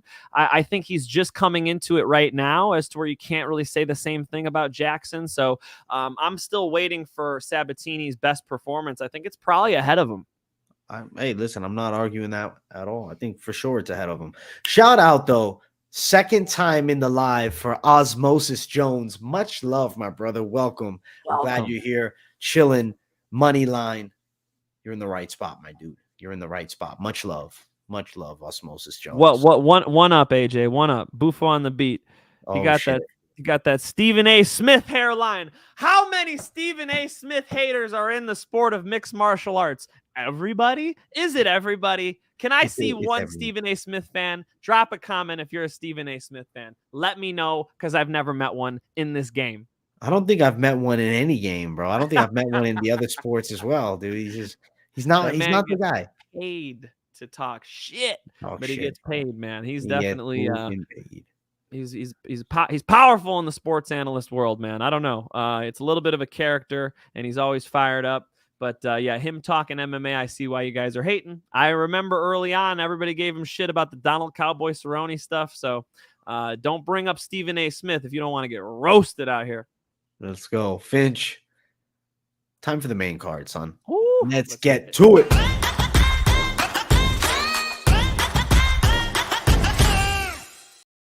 Moneyline main card. Let's go. Guys, smash that like button if you haven't, and subscribe if you're new. Let's talk about the first one, and I'm going to let Mike Finch break it down. It's Anthony Fluffy Hernandez and Marc-Andre Barriault. Who do you like, Finch, man? And why do you like them, too? I like Hernandez in this fight, man. I do think he's going to, you know, you can't really outpace Hernandez here, man. You know, Barriault is, you know, he wins by doing that, right? And it's going to be really, really tough to do that against Hernandez. I'm leaning Hernandez in this one. Let me see what I got. Hernandez close decision is what I wrote down here. You know, Marc-Andre is going to move forward with his hands up and try to break this dangerous kid. I just don't think he does it, though. And then Anthony Hernandez on the ground, obviously more dangerous. I'll consider him more well-rounded, excuse me. And then, you know, Hernandez's cardio, dude. I do think Hernandez gets 2 and 3 in this fight. That's enough for me. I'll take Hernandez in like a 29-28 close decision. Yeah, 29-28. I think that's fair, man. I am going to go against you, though, Finch, and I'm going to pick Barriault 29-28. Okay. I think it's a close decision for Barriault. I could see Fluffy winning it, but I got to say, I think Barriault's a decent fighter, man. He's durable. I know he got knocked out by Chidi in one punch, but for the most part, he's durable. He's got that UFC experience for a while. Granted, I know Hernandez has been in the UFC for a while now too. I guess I don't look at losses that are like really quick as like huge indicators, because I think Barriault's got a decent game. I feel like he could grind it out and win a competitive decision against Hernandez, clinch him up against the cage a bit. From the striking range, I think Hernandez is quicker, but with the pressure, I feel like Barriault could take the edge. Just moving forward. Consistently moving forward. Hernandez maybe not having the power to really hurt him. He does hit it fairly hard, though. He knocked out Jordan Wright, but knocking out Jordan Wright is not a huge accolade as far as this weight class goes. And even the face Finch made at me, you know, it ain't nothing.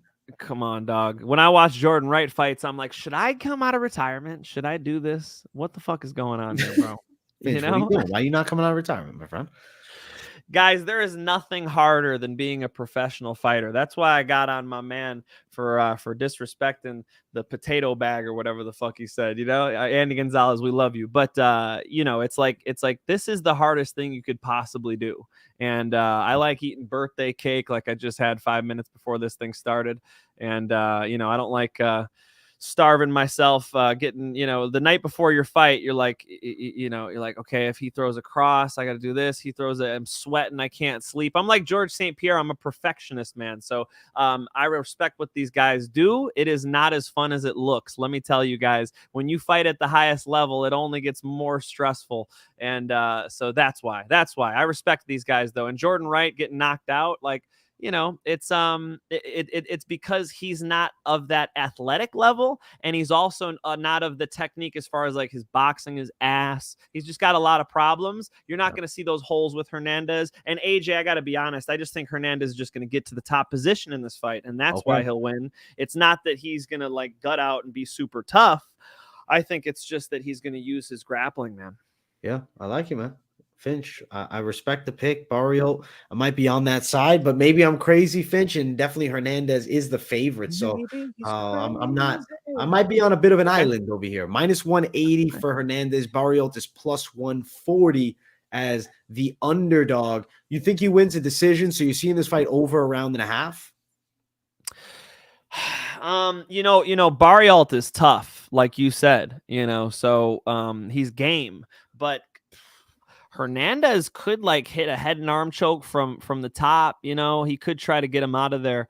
So tough for me to pick an over under, man. I'm just gonna have to tell you guys to money line it if you're feeling confident on this one. Yes, I guess we'll go all three. I guess. Okay, Hernandez by decision line for the Finch man plus 200. If you are on the Barrios side, I would lean towards Barrios money line as opposed to touching any props because he is plus, but ultimately it's a game fight against Hernandez here. Yeah, hell yeah. Love the matchup. On a card where we got some, not the greatest UFC talent, this is a fun fight. This will be a good fight. Next fight on the card, heavyweights though. Big boys, Tanner Boser and Rodrigo Nascimento. Dude, Nascimento faded out of my mind. I remember when Dawkins stopped him, and I just immediately said, this guy's nothing. But then Dawkins went on and became a top-ranked fighter. Nascimento beat Alan Baudet, got overturned. He's been out for a while. He comes back, fights Tanner Boser. I think Boser should be able to do some good work striking here. I think he's bit better with the kickboxing. It's mostly the pure boxing overall, but footwork stands out. Nascimento's kind of stiff. I feel like he has a bit of power, but he strikes like a guy who just does jiu-jitsu in a sense. Like he's not a guy that I'm fearful of the striking for the most part. He's tough. He's got a bit of power in the hooks. He scraps. He'll throw down for sure. But Boser, I think the technically superior striker by a bit. I think he can go out there and win this fight. Kind of thinking TKO, but if you want a decision, there'd be no surprise because one thing that I actually do like about Boser is he's composed in there. He's a pretty patient striker, known for kind of going long, has knockouts, but can also gladly win decisions and outpoint his opponents for 3 rounds. I like his style at heavyweight as a decent back-end guy, middle tier, I guess you'd say, and I think he beats Nascimento. My issue is Boser is not the biggest heavyweight, dude. I bet he could get on that Atkins diet and get his ass down to 205, as to where you cannot say that about Nascimento. So I'm worried about what happens if Boser ends up underneath Nascimento with that jiu-jitsu game. Let's give him some compliments. I think he beat Andrei Arlovski. Close. You do? Close. I thought he lost, to be honest with you. And I picked him to win, I think. I should rewatch the fight before saying that. But close enough. Close fight with Andrei Arlovski. You're supposed to beat 100-year-old Andrei Arlovski, by the way. Ilir Latifi, again, really close as split decision, actually. That was real split. And then the other loss in the UFC was to Cyril Gane. Dude, Boser went all 3 rounds with Cyril Gane. That's not the easiest thing to do. Cyril Gane, as technical as he is also a freaking behemoth. He can get you out of there with kicks and punches. So with Boser's record, which is not super impressive, I'll pull it up in 2 seconds here. 20-8. I mean, 8 losses. We're not loving that. He wins 2 out of 3 fights. However, against good competition, and 2 of those losses are like super close decisions that could have gone either way, given what judges were sitting there. So it could be 22-6, right? And again, like you said, you think he's the better striker. I agree 100%. I just think he's a little undersized, man. I'm worried. Can Nascimento get the takedown? Because if he does, I think Nascimento submits him, dude. I think Nascimento gets on top of him and hits him with a couple shots. Boser tries to stand up by putting his hands on the mat, and he gets strangled with a rear naked strangle, as we call it on this show. So I'm going to go on the opposite side of AJ. I'm going to pick Nascimento rear naked strangle. However, I have to concede that there is a pathway for Boser just to out kickbox him, stay the fuck away from him. Can he do it in the little cage? 2 heavyweights in that little ass cage, I got to think Nascimento hits one of those trips I've seen him hit from like a body lock, get on top, get the sub. I'm going to go ahead and take Nascimento submission, brother. Nascimento by sub. You want to know something, though? They are the same height, but Nascimento just appears definitely a lot bigger. He weighs 20 pounds more for the most part. Yeah, there you go. Yeah. So the weight's the big difference. I guess I'm the guy. I'm on Boser, man. I like the Boser train. I think he can bulldoze Nascimento, but could be that I kind of wrote Nascimento off. But his fights that we saw recently against Baudet and against Dawkins were just not impressive at all. Yeah. He's got, I could see Boser out kickboxing him. I see what you're seeing. Andy Gonzalez had a good comment here because I think it pretty much sums up what we just said. Boser, 0 wrestling and worst grappling. I like how Andy just cuts to it, man. Andy has no fat. He says, fuck this, fuck that. Nascimento, too slow and predictable striking. Probably this fight doesn't go the distance. Yeah, I'll go Nascimento sub. I think he needs to get on top one time. Okay. He needs to get on top once. And Dirty Reg says something interesting here. I rechecked everyone Boser has fought and has weighed in the 240s, never fought anyone as big as Nascimento. That's a concerning thing. That's concerning. I'm just saying. Cyril Gane's pretty big, but yeah. He's like 242 though. He's just jacked and shredded.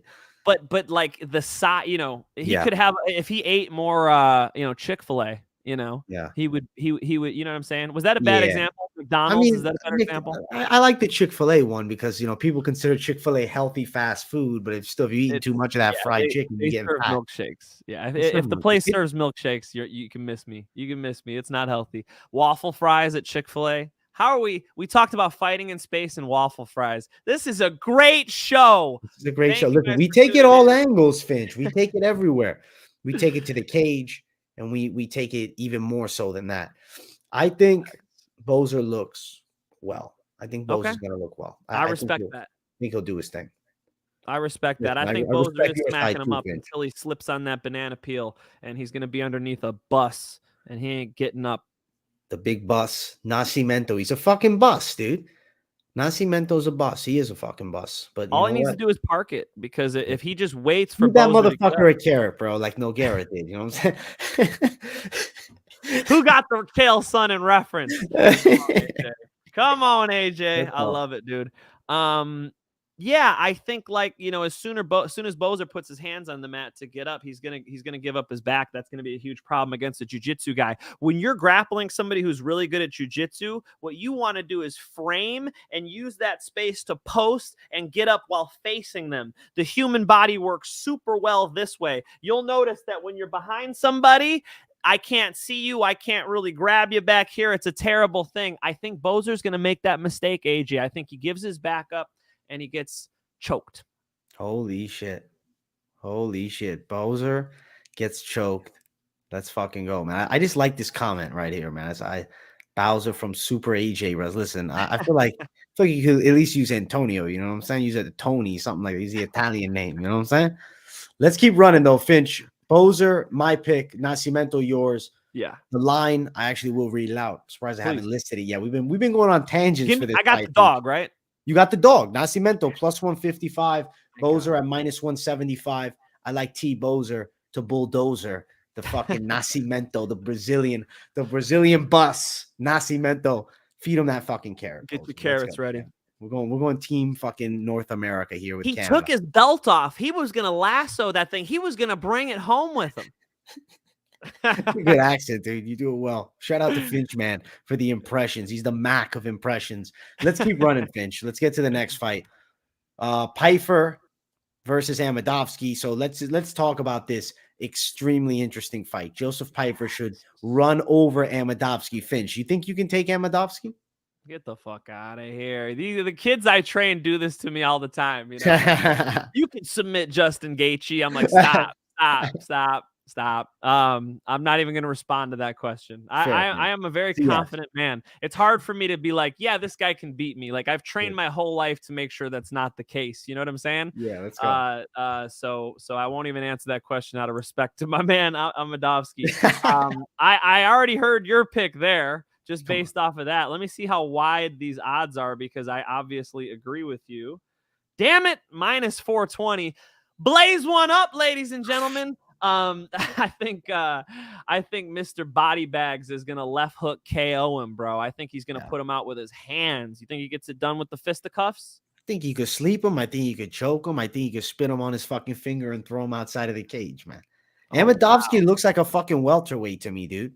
Yeah, bro, it's a mismatch. It's not good. It's not good. Amedovski's getting fucked up. Dude, do you remember I was high on him? I said, listen, he's training with Hamzat. He's training with Hamzat.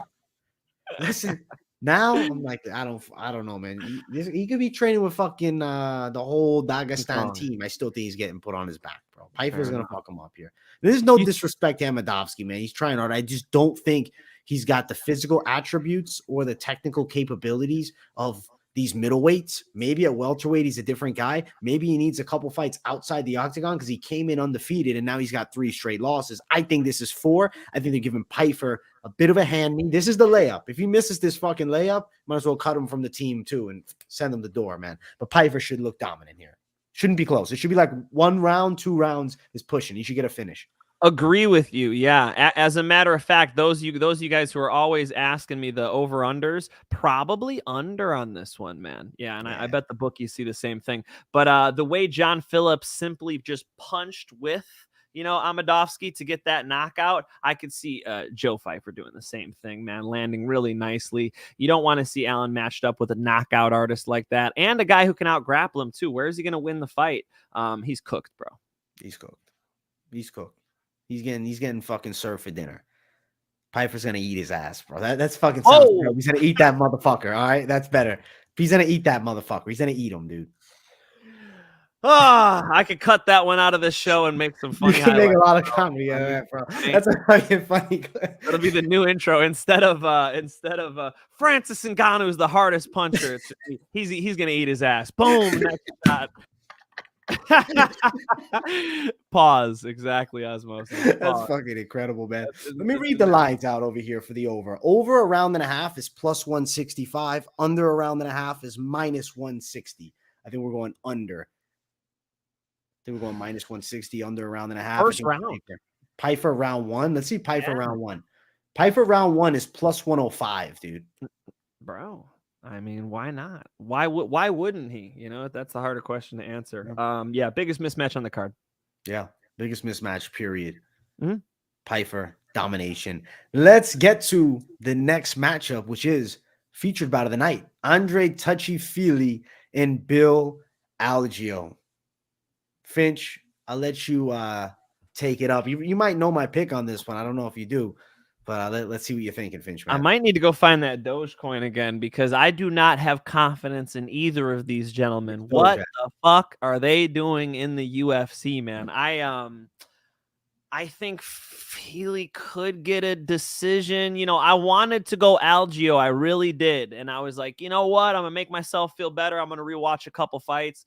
The dude is slow, man. It's not even like he's going to be able to keep up with the speed of Feely. It's like he's got to be one of the slower fighters on the whole roster. He keeps his hands down, which I don't like in that little ass cage. And Feely loves to lose to everybody, but I think this is the time, man. Now that I just disrespected the fuck out of both of them, I got to pick somebody. I guess I got to lean for Feely, but dude, this is like these are the 2 guys I fade. You know what I'm saying? When they're matched up with somebody good, it's fade Feely, fade Algeo. So yeah, I guess I'll go Feely, AJ. But come on, man, you can't be that confident picking Feely. No, you can't. Listen, I love this comment, so I'm bringing love. AJ and Mike is the new Triple H and Shawn Michaels. Well, we appreciate you on that. Let's fucking go, bro. Let's go, brother. I watched zero wrestling. I swear that went over my head. Although I know Triple H and Shawn. I know what they look like. I got to meet Triple H at the Arnold Sports Festival. So yeah, good guy. Very very masculine gentleman, large human. Yes, I'll take the compliment, though I have no idea what you're talking about. Listen, let's talk about this fight for a second. Let me jump it back. Finch. What's interesting is when you look at a common opponent between these two, it's Joe Anderson Brito. Feely got starched by Joe Anderson Brito. Algeo goes out there and grinds a decision, and I think some people will use MMA math. Oh, it's definitely Algeo. No, Algeo doesn't pose a significant threat striking. Like you said, he looks a bit slow. He appears to not be the fastest guy in the weight class. Andre Fili looked really good against Daniel Pineda. He was slick, touching him up at the end of the punch with good straights. He trains with alpha male. They wrestle their ass off. To me, I think he beats Sabir Algeo. Styles make fights 100%. In this matchup, I think Fili's in it. And that's the reason that he's a bit of a favorite, actually, even though, he's got the 2 losses, his opponent coming off the wins, or I guess technically 1 loss. But Fili minus 128 as the favorite. Algeo plus 100. I could see this, I think, as a bit like of a trap line. Everybody going to want to attack. Let's go, dog. Let's throw down on Algeo. He should definitely win, especially some people not digging as deep. But I think Fili is very live in the spot to win it, and I am going to lean decision. But ultimately, it is a competitive fight, and that is why the lines are close. Styles make fights. I see Fili taking on the cards. I could see that too. My concern of Fili is more so the grappling here. He's not physically strong. Yusuf out grappled him handily. I'm concerned about that. So the body lock that Spike Carlisle hit him with to take his back. God damn it. This is did Spike Carlisle? I'm sorry. Did Spike Carlisle fought Algeo? Didn't he? I'm mixing that up. I'm reading my notes here. I feel like this is like a both guys need to leave town type of fight, which is the reason why I stay away from it. But yeah, we'll double up on Fili, man. If Fili's at all UFC caliber, he has to win this fight. 2 guys though, who again, I just really feel like are bringing in the brunt of this division, dude. And I'll triple down on how slow Algeo is. I really think Fili could maybe just out kickbox him, AJ. Okay. I definitely think so. Now I will say this. Algeo, I don't want to absolutely shaft him at this point because I was impressed with the past 2 wins for him. Like, I think both these guys are really quality back-end gatekeepers, man. Guys more towards the back. Fili has fought a lot of these prospects. He fought Yair Rodrigues, several years back. Bryce Mitchell, who's now contender. He's a good test for a lot of guys. I think Algeo has a chance. Like, if Algeo wins this fight, the forward momentum is going to be towards rankings, I'd assume so. I don't know necessarily if that's the next fight, but he's definitely getting a big step closer to it. I think Fili stifles that momentum and gets the win. Styles make fights. Yeah, let's pull up some people who disagree. Dirty Rag. Fili has lost every kind of way you can lose multiple times. Algeo never been knocked out. That's enough of an edge for me. Leaning Algeo. Josh Saunders hated that I said Algeo needs to leave town. Look, the Herbert Burns win, nice, but is Herbert Burns that good? He might have to leave town. Herbert might have to leave town. Herbert quit, bro. That was really bad. The Joe Anderson Brito win is a nice win. I have no problem with that. Ricardo Ramos obviously lost. He's got that win over Spike Carlisle, but I was saying Spike Carlisle, the way he was able to take his back and whatnot, not what you want to see out of a guy who's in the UFC. Now Spike Carlisle's drawn AJ McKee. Woo, shit. We'll see how that one goes down soon. Look, I'm gonna bet against these guys in the future. I guarantee you. Both of these guys, I don't think will ever see a title shot in the UFC. Honest Finch right here.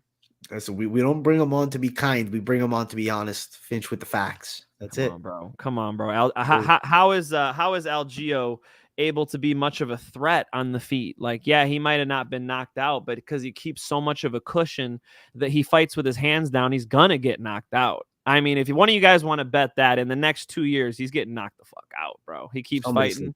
The hands are so low. Yeah. Somebody's hands are low. He's counterable. If I'm training a fighter against Algeo, I'm like, fuck his jab. He ain't doing nothing with that weak ass jab. Come right over the top of it with a hook cross. Let's go home. Let's go, Finch. I like the take. Fili for Finch and I both. Let's jump to the co-main event. Chidi and Njokuani versus Gregory Rodrigues. I love this matchup, Mike. Yes. Here's 2 guys I'm hyped about. Yes. This is a good fight. This is a fantastic one. I got to say, I'm a Chidi bang bang guy. I'm a fan of Chidi. I like the style. I think he's tricky from the outside with the kickboxing. He's got a solid Brazilian jiu-jitsu base. Gregory Rodrigues is a powerhouse of a striker. I guess I'll never forget him losing on the Contender Series to Jordan Williams by knockout. So I'll never, lose that image of straight shot sleeping him when he gets over aggressive. It hasn't happened yet in the UFC, but Chidi and Njokuani could be the guy to do it to him. I'm going Chidi by KO. Ooh, I like it, dude. And you know what? Rodrigues coming off of that KO, right? Coming off of that KO. Let me pull up the name here. He won against the name has escaped me here. Let me pull up. I know. Okay, I got to pull him up. It's killing me. Julian Marquez. Julian Marquez, of course. Yes. We broke that. I had the face, bro. I was thinking of the Hannah Montana thing. Yeah, the walkout. Yeah. Just knocked Julian Marquez out in the first round. If you guys rewatch that fight, though, he's walking Julian Marquez down and throwing big bombs, but I think that's going to get him into trouble against Chidi, man. I think Chidi's much faster. We've been talking a lot about speed on this main card. Here's a speed advantage. And Chidi's a vet for the Apex, man. AJ hates the Apex. Chidi kind of doing well at the Apex, man. Definitely, like, how many of his fights have been at the Apex here? Let's run through them really quick. Chidi is definitely getting a lot of reps in that environment. You gotta love it. We got 1, 2, 3. So last 3 fights all at the Apex, 4th fight in a row at the Apex, and it's all been really consistent, right? Fought in September, then February. That, you know what I'm saying? So he's been consistent at the Apex. I like that here. I think that the biggest problem for me with Chidi is he going to get taken down? Because Rodrigues is significantly better at jiu-jitsu. And I remember seeing Chidi in Bellator get submitted by John Salter. And, that would be the issue for me. If you're picking Rodrigues, I hope you're thinking Rodrigues submission. That would be the way I would go with that. Rodrigues getting takedowns, trying to get to that neck, because on the feet, I think Chidi smokes him, dude. I think Rodrigues is getting a little too confident in his striking. That's going to put him in trouble here. I think Chidi puts some kicks and punches together and gets him out of there, AJ. Listen, I think I'm in agreement, man. I think that Chidi's going to stop him. I think he looks good doing it. And I think he has a solid win now over a game Rodrigues. And I said this too about the matchup. This is the biggest fight of Rodrigues' career. This is the best opponent he's ever fought. This is the guy. Yeah, it's definitely stylistically a tough fight. Is this the best guy that Chidi has ever fought? I'm looking at Chidi here. As we think about Bellator run, he fought some savages. Oh, Korshkov is a savage. I don't know if you guys know about Korshkov. Korshkov is one of the best fighters in the world, dude, and beat Chidi. So no, Chidi's fought a list of savages, AJ. I think Chidi's had a wealth of experience. What has he got? 7 losses, but the 7 losses are to, real competition. I'll go through it. Korshkov, John Salter, Rafael Cavallo. These are, these are quality guys. Yeah. Good experience points. I think Njokuani will touch up Rodrigues, man. I like Rodrigues. He's fun to watch, but that chin's there to be hit, and it's getting ripped clean the fuck off by Njokuani. Power, knockout, Njokuani. Speed. He's on point. He's a precise fighter, man. I like the ability, and when he got signed on the Contender Series, I remember Dana said, what I like about him, he can come in and compete with these guys right now. There's no build period. You're throwing him up with a game guy like Rodrigues. I think Njokuani's going to shine. And I think he can get towards the top 15. I want to see Chidi. I'm a big fan of Chidi. I like him a lot, man. I like to see him get into that top 15. I think he might have the ability to do so. I don't know. I don't want to take it too far beyond that, but I think he can get a top 15 fight. Absolutely. I think Chidi could break into the lower half of the top 10. It's tough in his weight class, but I think Chidi's is a phenomenal striker. Obviously, very seasoned with Muay Thai. And, my concern with Chidi at the higher levels is how is he going to do on the ground? That is my concern. If he's on the feet, Chidi is 6'3", bro. He is striking you from a distance you are not comfortable with, And I got to pick him by knockout, dude. It sounds like you're doing the same. We got some Chidi confidence over here, brother. One of my more confident picks on the card. And I got to say, Rodrigues, a good fighter too. Like, no question, Gregory Rodrigues has the capabilities to submit pretty much anybody. Will he do it? I think he gets caught. Me too. Now, Njokuani by KO is plus 205. I like that line. There you go. Plus 205. Light heavyweight, baby. Couple away from 209. We would have kept with the theme here back-to-back weeks. I like, money lining people, but this is one where, like, if Chidi wins, I'd say the higher chances that Chidi knocks him out, secondary would be the decision. Chidi for the win, KO, and that plus money. I'm high on Chidi. Let's go, guys. Chidi and Njokuani for the win. Let's get to the main event, Mike Finch. Let's go. It is Cory Sandhagen and Yadong Song. Listen, it's very hard to pick against Cory Sandhagen. I think he could win this fight on the cards. I wouldn't be shocked if he caught some type of maybe front kick or even flying knee that landed and really stunned Song right up the middle. I think there's a little bit of an opportunity for an explosive, like straight down the line kick, kind of like the front kicks we saw in the Contender Series this past week.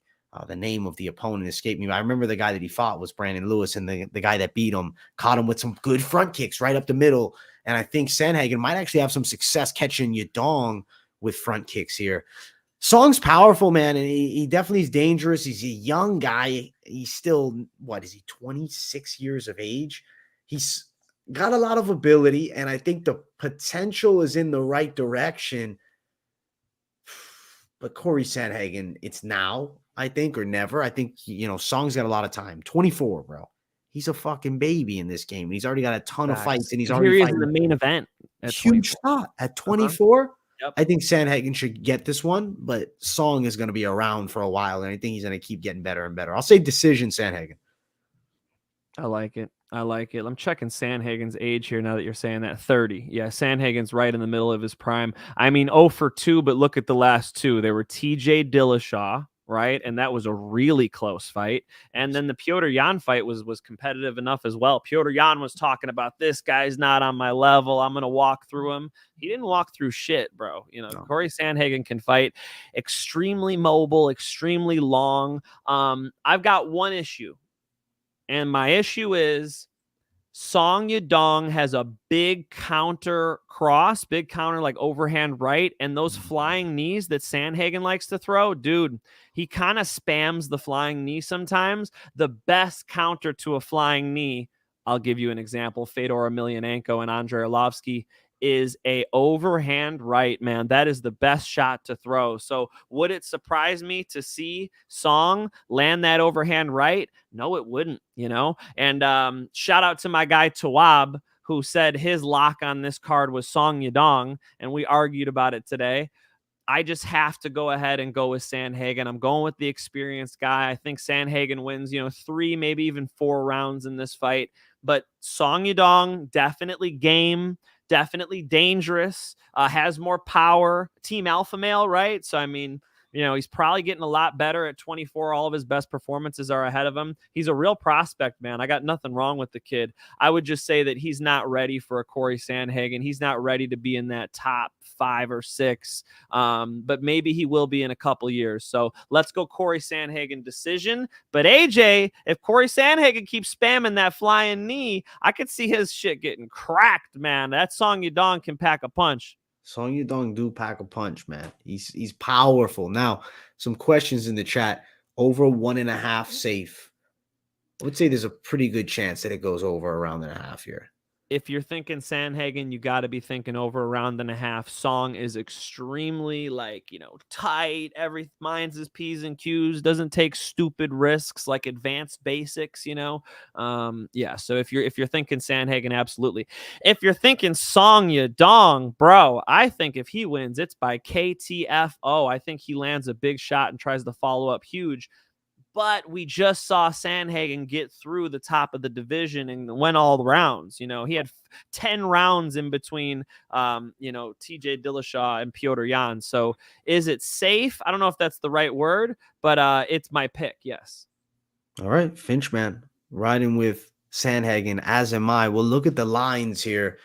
Right now, Sandhagen is a favorite as expected at -200 and then +160 for Song Yadong.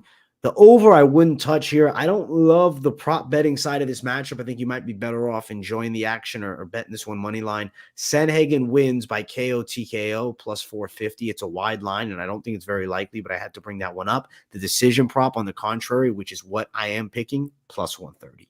You probably don't want to touch it.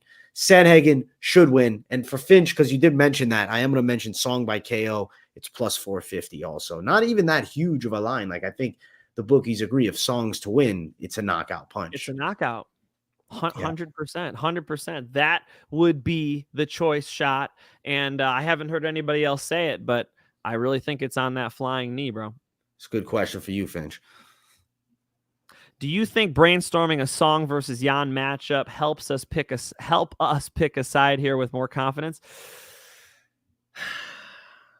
Song versus Jan is just such a different fight, guys. Petr Yan only keeps the car in drive. He has no reverse. And Cory Sandhagen is always in reverse, right? Cory Sandhagen is extremely mobile, loves to move side to side. I'll give him respect. More so a right to left guy, as to where Petr Yan is just like, a magnet. And he's just going to keep walking you down with his open hands on his head like this, coming back and forth. So I think that the stylistic matchup is so different that the answer to your question is hell no.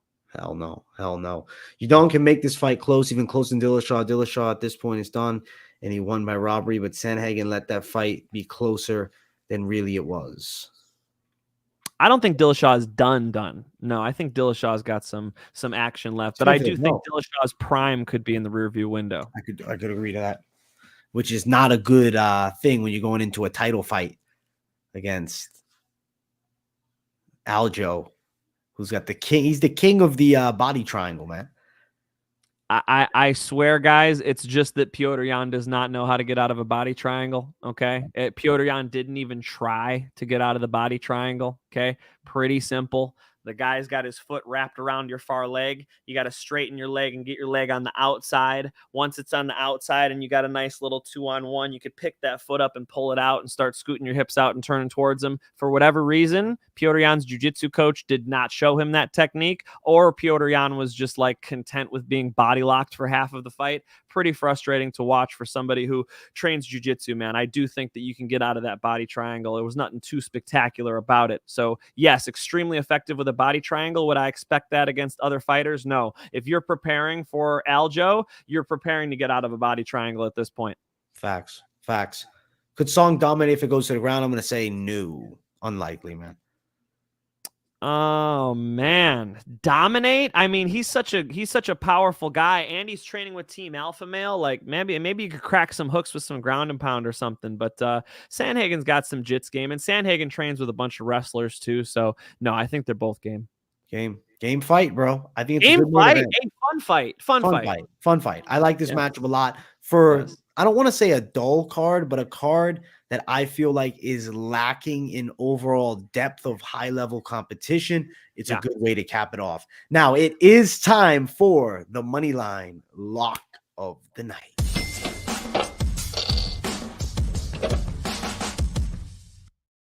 Lock of the Night segment coming at you guys, sponsored by My Bookie. Let's go. Listen, guys, use promo code Moneyline at MyBookie. Go sign up. Go deposit a little something, get the double bonus. And even if you don't take the double bonus, you help out the crew at the Moneyline. And ultimately, that's what it's all about. Continuing to give you guys the quality content forever, baby. Forever. For as long as we can, baby. Constant. Every week, bro. I love doing the picks with the Finch, man. Hell yeah. We love Moneyline. We appreciate you guys always tuning in. Like we said, not the most stacked card, but here you are with us hanging out.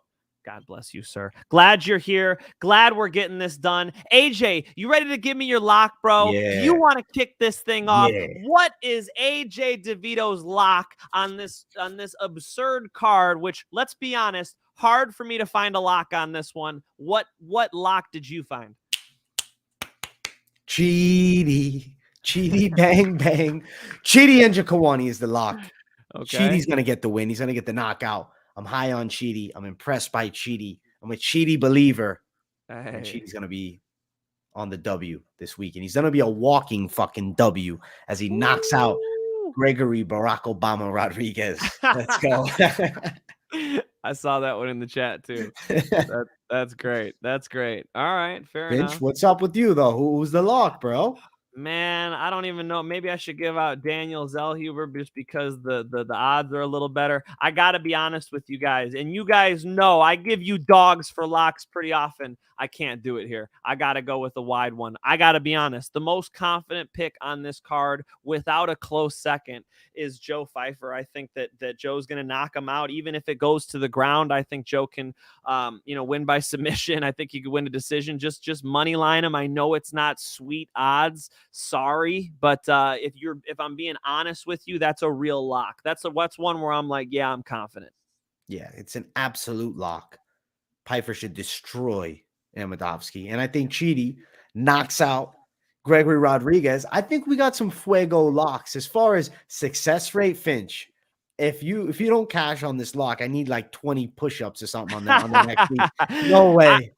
We were talking pull-ups. AJ sent me a pull-up video. I have the pull-up video. I don't know. My wife hasn't sent it to me. She took it on her phone. I'll send you the pull-up video if I lose this lock, okay? I lose this lock, the pull-up video is coming, all right? So we'll show it on the stream to the people, man. My man. Well, shit. Now I got to get more pull-ups going. I can bang a few out, boys. That's about it. My man AJ over here is the bodybuilder, okay? Yeah, for sure. Done. Because I can't be giving you guys wide locks like that. I hate to. I love giving you a nice dog. I hope somebody cashed some Chris Barnett money last week. It's just, on this card, I mean, a lot of these fights were like, who's going to win this freaking thing? So, tough fight, tough card to bet on, guys. I would say, we got some pay-per-views coming up here that'll be juicy that we have some big confidence in. Careful betting on this card. Be responsible at home, all right? Bet responsibly on MyBookie using promo code Moneyline. Let's go. Bet responsibly, guys. Let's jump to the parlays. All the competition that try to compete, stand back, watch the bomb drop. $100 parlay section also brought to you by MyBookie. Moneyline promo code. Do it for you boys. Finch, I like this parlay a ton. It's Chidi and Njokuani, Joe Pfeiffer, and Tanner Bozier. Oh shit.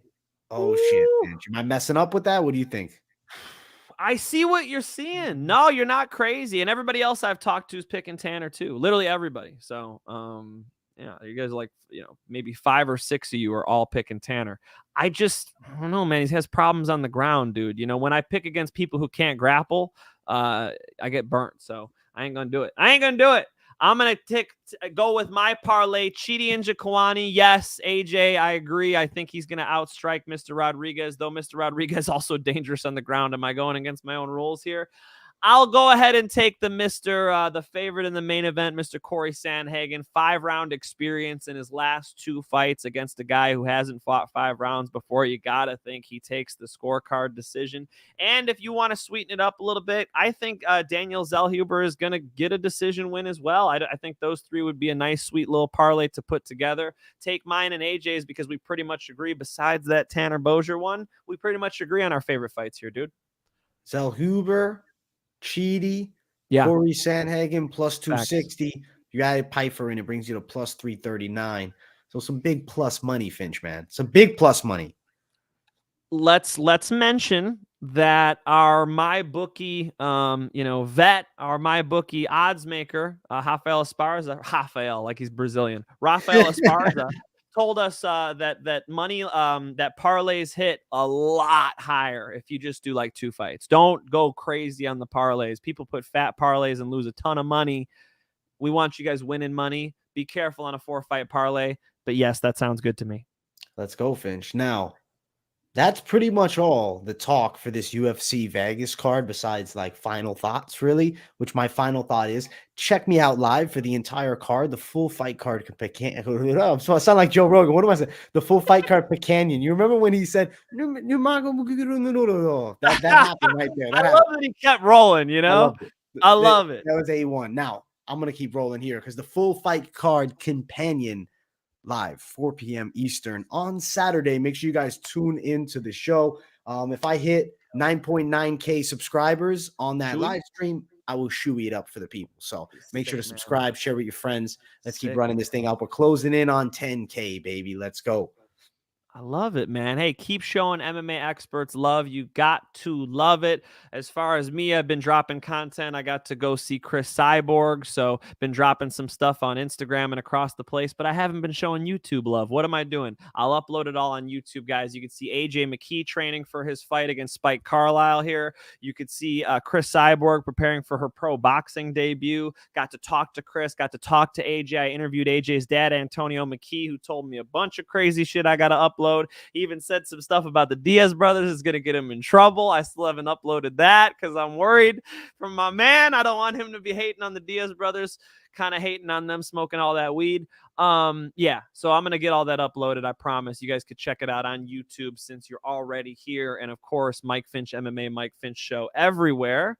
And AJ, I'll tune in as I always do during the live, my brother. Looking forward to it, my man. Much love, man. And listen, we're not done yet, Mike Finch. Go ahead. Because there is a fight this week that I think we have to talk about, regardless of the fact that we are MMA folk. You know the fight I'm talking about, Finch? Come on. No, what do You don't know. You don't know. You don't know. Oh, a boxing match. Come on. Yes. Of Boxing course, Finch, of course. We got Triple G back in the ring, baby. We got Triple G back. I'm actually going to quickly share the screen just so we can get the Tapology up for it. Don't have an official graphic on the I thought you were gonna hit me with the Brendan Schaub Dana White thing. I was not ready, bro. Here we go. There we go. You Look at guys this fight. know AJ McKee loves this. AJ DeVito loves this fight. I was just talking about AJ McKee. That's funny as fuck. Mr. DeVito loves this matchup. Absolutely, bro. Hey, two of the best to do it. Yeah, this is going to be a good fight. Listen, the pick officially for Canelo Alvarez and Triple G. I'm going to pick Canelo Alvarez via unanimous decision. I do think he gets it done against the aging Triple G. Of course, Triple G still got the power. He's an OG, but I don't think he's going to find the way to close that gap, man. I don't think he's going to find the way to close that gap. I think it's getting a little easier to close that gap after I saw Canelo Bivol, man. Canelo was missing his explosiveness, so I got big question marks on how these two guys are performing. It's going to be a hard one. I like betting on MMA, so I'll stay off of a bet on this one, but just for fun, I'll take Triple G. Look, I think Triple G beat him in that first fight. And I think that it was obvious. I mean, everybody thinks that Canelo beat him in the second fight. So this needed to happen. This is phenomenal. This is high-level boxing. You got to love it. As long as we don't have like vegan or vegetarian Canelo this time, maybe you lean Canelo. But I'm too much of a Triple G fan to say that. So we'll go with the 3 Gs. Although I must say, I do think that actually did play a role. Is his diet changing? I don't know. Is it changing? Ray Flores came on Mike Finch show and he told me that, yeah, dude, he was doing this vegetarian or vegan thing and it took his explosiveness away. I don't know. And all the vegetarians and vegans are going to hate me for saying that. Shout out to Kelsey McCowan, my friend, who's a vegan who loves Joe Rogan Experience, except for the whole carnivore diet thing. You know, he hates on vegans all the time. So I'm doing the same thing here. But look, man, he had a really bad performance there. Where did all that explosiveness go? Canelo used to have that pop, that quick twitch. The quick twitch was a slow twitch against Bivol. You know, Bivol, very, very technical, much larger man than Triple G. Different fight, of course. But, man, I think it's competitive, AJ. I'm going to ride Canelo for the win. He's minus 450. The opposite side at plus 350. Triple G, the Finch man's pick. If you're going Dog City, you're attacking Triple G with Mike Finch. But I am on Canelo Alvarez. If you are looking to place the bet on that one, go check out MyBookie, promo code Moneyline. Also, check out MyBookie's socials. MyBookie MMA, Real MyBookie over at Twitter. Give them a follow. They post some quality content. Maybe you'll see our faces on there real soon as well. Much love, guys. Thank you all so much. I hope you guys enjoyed another episode of the Money Line. Much love to everybody in the live chat. I appreciate all you guys. Appreciate you guys. Seriously, thanks for the love. Much love, guys. We really appreciate each and every one of you guys for the continued support. Let's keep running it up. Make sure to smash the like button if you haven't. And if you're new, subscribe to the channel. Turn those post notifications on. Don't miss a video. Never miss the Money Line. Also give Mike Finch the follow as well. Thank you, guys. Peace, everyone. Peace.